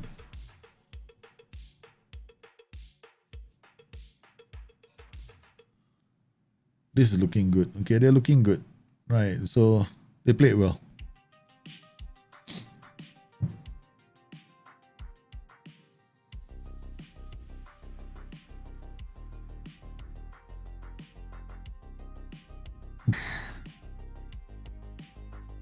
How do I rate Turkey's chances in Euro 20? Hey, not bad, okay? Not bad. Turkey could do quite well in Euros. They've got quite a good team. Good set of youngsters as well. Some seasoned pros, some good youngsters. This Turkish team could be a... I think they're good enough to get to the quarterfinals. That's what I think Turkey can bring to the table. Looking quite strong. Macedonia has some good players in it as well. They did well to qualify for the Euros. I mean, everybody seems to think that England is one of the favorites, right? Germany, don't know. You gotta still look at all the usual suspects: Germany, Italy, Spain, France, England. But you cannot ignore teams like Sweden as well. I don't know if Sweden is playing though. Was Sweden playing this year? Or is it Norway? Is it better to play regroup for 4-4-2 because lesser players? It depends on how you want to play a 4-4-2. A regroup and counter is not about the formation. It's about how comfortable you are with your team. Like for example, if you're playing a 4-4-2, you want to play the attacking. I can play regroup or I can opt to play counter press. But if I play counter press, it's probably because I've got a very good backline who can read the game. If I play with weaker players, maybe I want regroup. But then that just means that you're also taking less risks, right? So what are you doing with your 4-4-2? Are you? It depends on how you want your football to be. If you want to play a counter attacking game, then maybe regroup is a good idea. But then you're always gonna, you're not like taking risks, right? Pushing forward. So sometimes you could play counter press, sometimes you can play regroup. Like my tactic right now is a good team, right? I'm a good team, but did you notice if I'm playing counter press or regroup? I'm playing regroup with my 4-3-1-2. It's regroup. I'm completely dominating matches, man. Here, playing regroup. Let's see the match stats in detail. Okay, so looking at the match stats alone and customize, where we got I got all it. I don't need to do these shots. XG, right? Opposition XG is 0.48. It's typical for me. Like, one, maybe there's sometimes get 1 or 2. But look at, we don't create a lot of fantastic XG chances, but some matches we do, some we don't. Depends on what they set up. This team was set up 3 and flat 4 with a wide midfielder, DLP, AP, and a winger. So they only really have one out, right? We gave them the lion's share of possession because if you look at the action zones, right, most of the time they're in their half. So it doesn't matter at the end of the day whether it's regroup or counter. What do you want to do? I want to have matches I control, then I might play regroup as well. So here I want to play regroup. Make clear to me you like to return.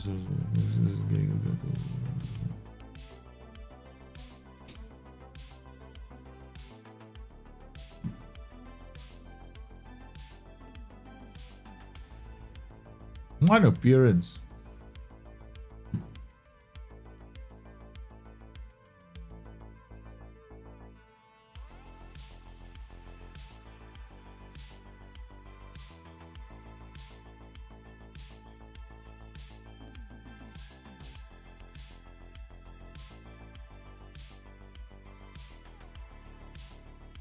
No, you're gonna stay there. I want to see what happens after a few weeks. If let's say Marquez in November doesn't get playtime, because I just spoke to the coach, right? Then if by November he doesn't get playtime, I'm gonna recall him because he needs to play. Denmark have a good team. Yeah, they have outsiders, but they have a very good team. There are a lot of dark horses in the Euros this year. And considering what's happened with COVID and all the other stuff, man, don't necessarily assume England, Germany, and the usual suspects going to win it. I'm a dark horse supporter all the way. What is your problem?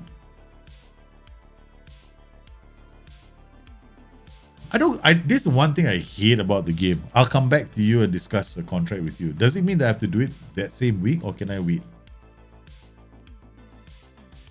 Said we haven't even passed the month of October. I need my October paycheck to be higher. This is the one part of the game I find very annoying. Club form should keep Arezzo. This is a play we signed, right? Developing quite well. Progress wise, look at that. Shoom. Attributes. We just signed him. I love this, man. In just August, September, October, his determination is already gone up. And everything else is like that.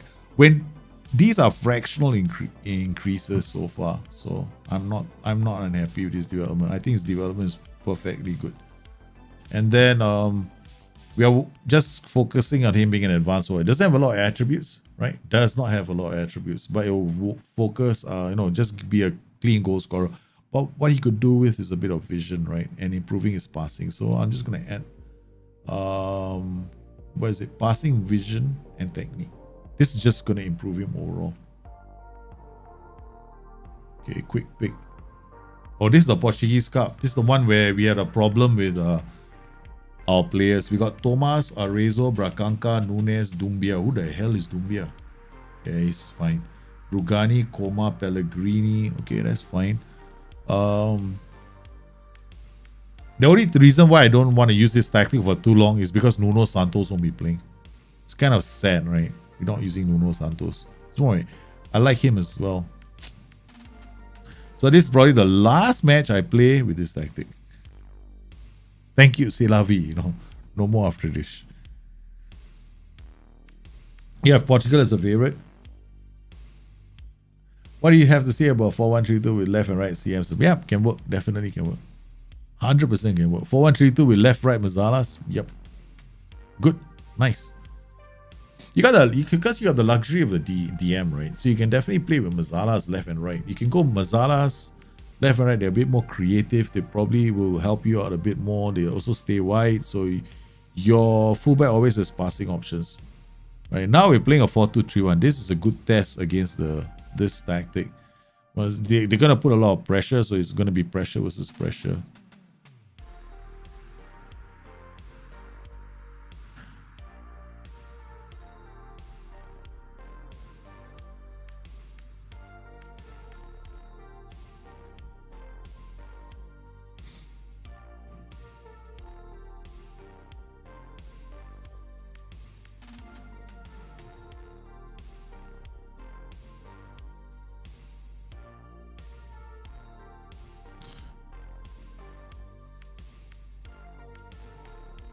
Going to encourage the team because we're not doing that badly in terms of possession and shots and the attribute, the average ratings, right? So I figured, and I was looking as well, interceptions, right?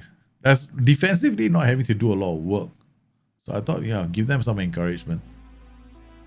And the reason why I went complete wing back on attack down one flank, both flanks, was simple because they're playing a 4-2-3-1. So I was like, you know, the logic here is very simple. It's like we might as well just attack. It's going to be two formations attacking each other anyway, right? So both of us are going to be attacking each other. So Goncalves is injured. Man, this is the worst news ever, man.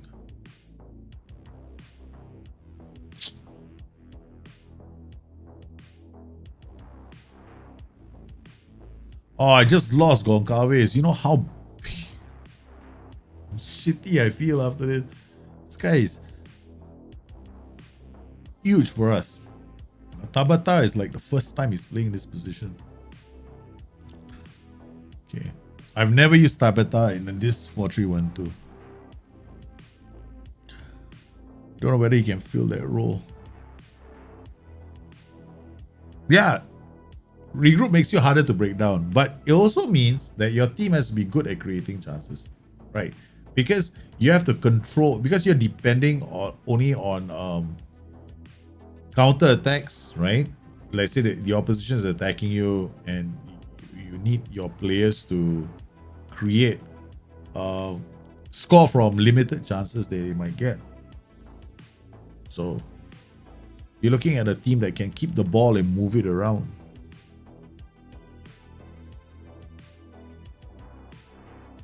Okay.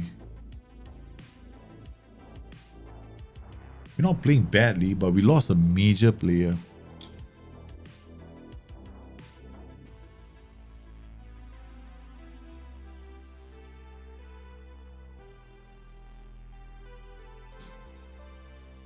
When I play those two complete wingbacks on attack, I'm going to see a lot of that. Right, players breaking down, getting inside these zones here.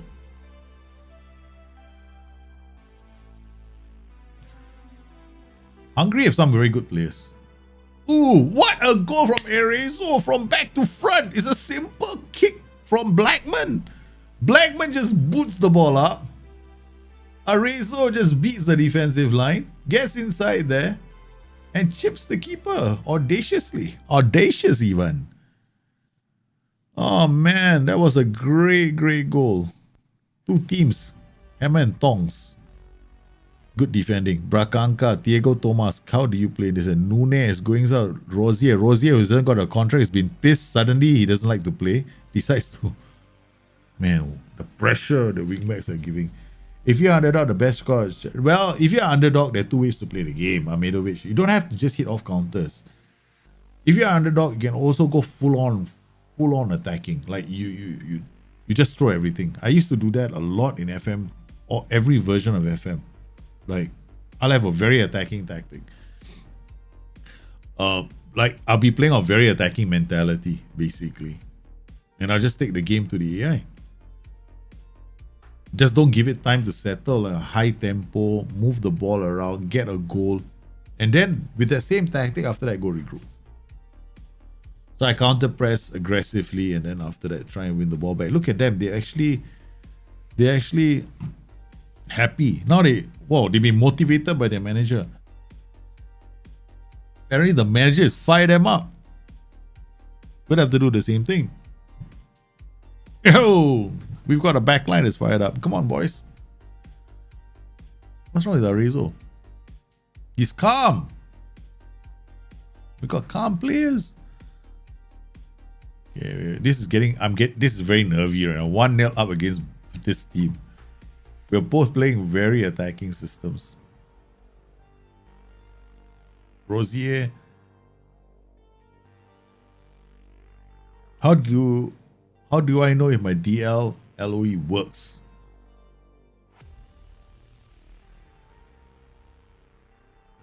Okay. How do you know visually, right? We're looking for clues in the game. You can't look at stats. The stats won't tell you anything. Like now, my defensive line and my line of engagement is very high. I don't know. My style of play, if you notice, I'm playing a standard line of engagement, which is like a mid block, but I'm playing with a very high defensive line, which basically tells my back line, hey, you know what? You got a chance to go up the pitch, you take it. Plus, on top of that, I'm playing with complete wing backs on attack. So I'm only defending with 2 defenders. So that's the reason why I'm playing the offside trap.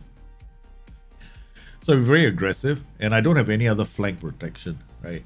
So here, how do I know this is working? I'm looking for the second ball. I'm looking to see whenever the opposition have the ball and the keeper kicks the ball, am I played like here? This is where I tell if my defensive line and line of engagement is working. Here I'm looking at my defensive line, right? Okay, because the line of engagement really only won't kick in here, but the defensive line definitely will, right? So is my defensive line too high? I'm actually looking at this point, right? I'm always looking to see who wins the header first.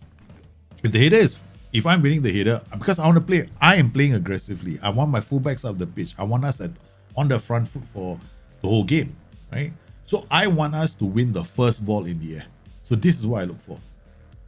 Because of the way I've set up my system. Because I know what I want. I want to win the ball here. But if I wanted to play a counter-attacking tactic, maybe I don't want my defenders winning the ball here. Then my defensive line could be standard. Then I'm looking for the ball to bounce.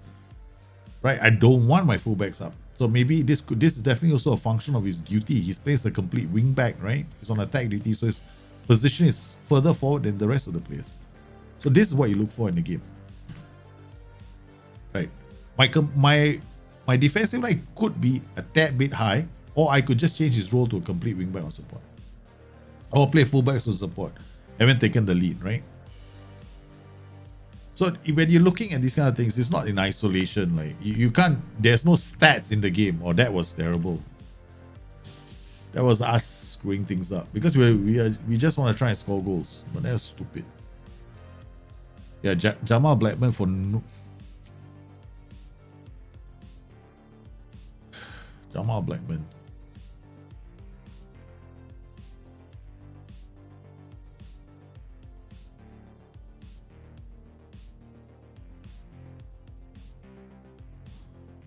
For no bloody reason, Jamal Blackman decides to do something stupid by kicking the ball forward.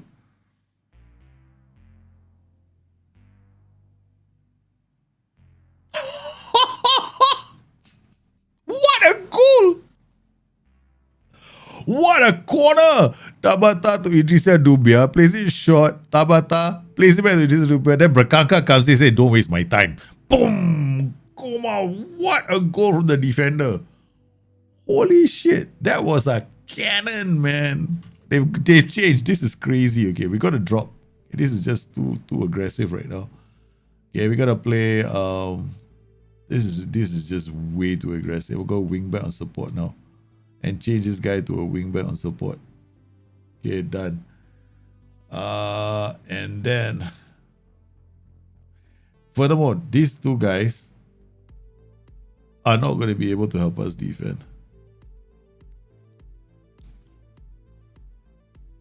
Thank you, man, Thomas. Arezzo, Tabata, hold it up. Pellegrini out on the flanks. Plays it to Nunes. Nunes loses the ball. Oh no, now it's going to be a problem. Shoots, it's 2-2. I was too defensive. What a game. Let's look at that. They're 3. I should have. Man, I was hoping for another goal. They got 3-4-3. This is epic. This is an epic match. Rugani, Coma, Valentin Rosier, Coma, Bracanca. It's one-touch football into the box, but they can't score. Another one, Coma, 1. Let's go, boys. There's time left. Valentin Rosier, Arezzo. There you go, Thomas! What a game! What a game this is turning out to be.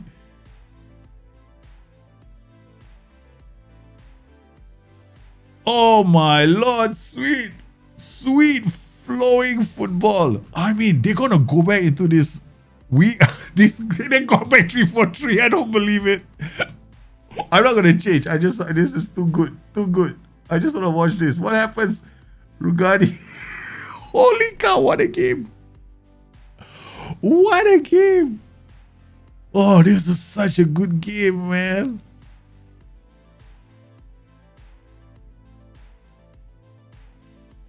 What a game. Man, this was epic.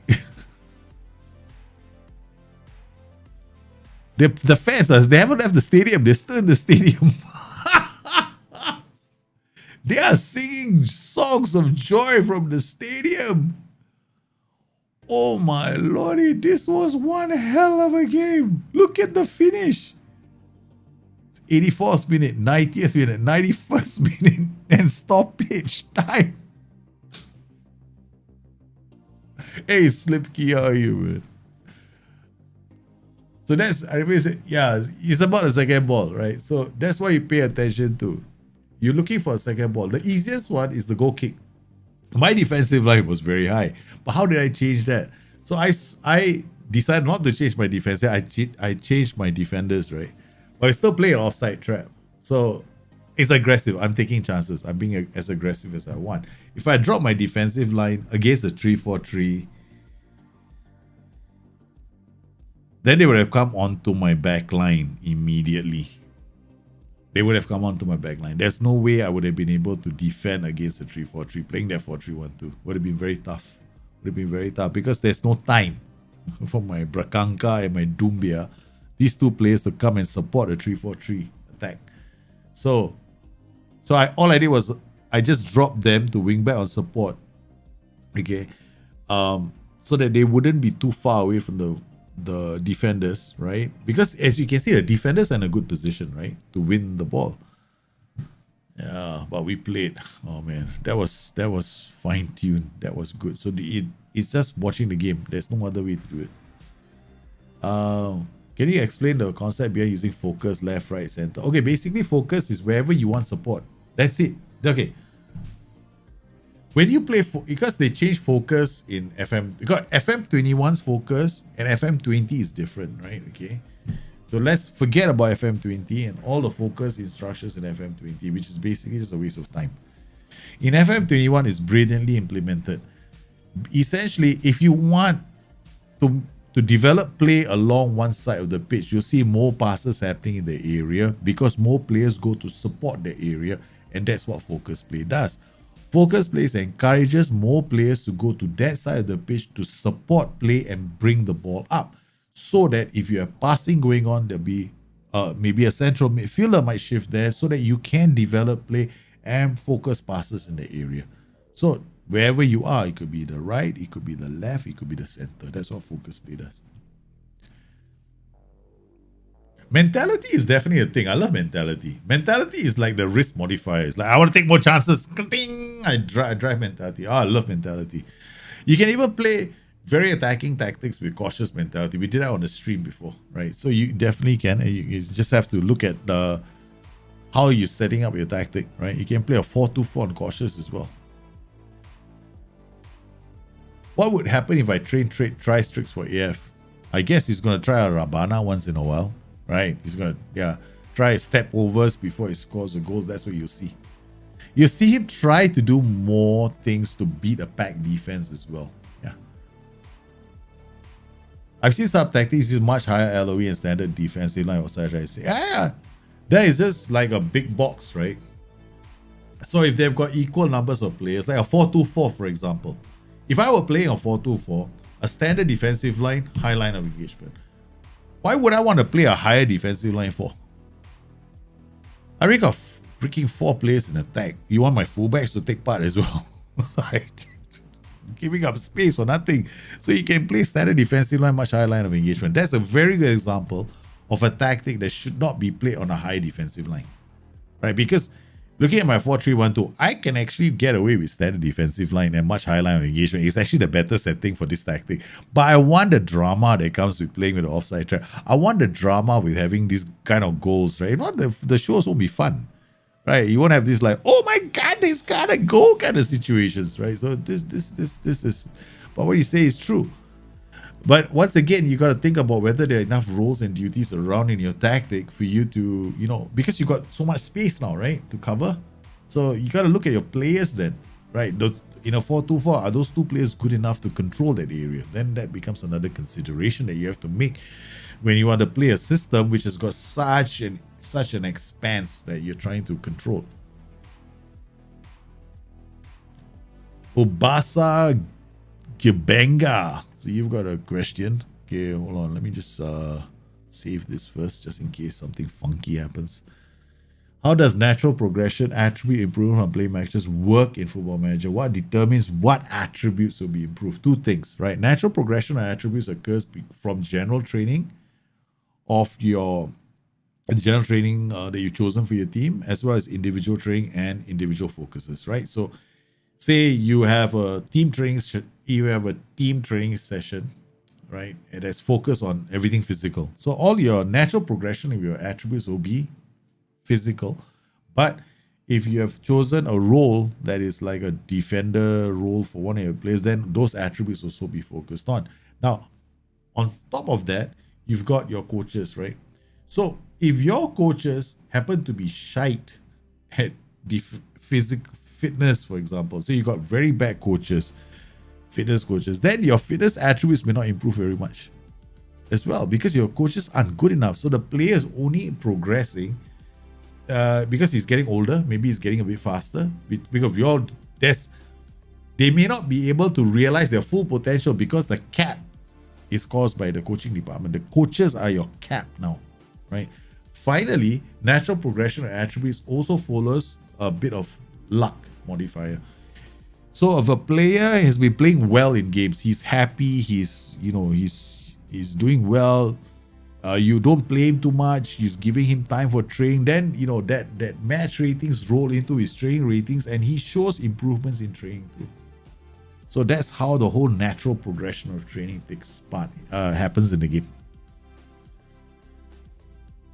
So I want to thank everybody for coming on today's show. I hope you enjoyed this sneak preview on the 4-3-1-2 that Mourinho is using with Roma as well. So we managed to talk about tactical periodization at the start and to see whether it's really effective in the game of Football Manager.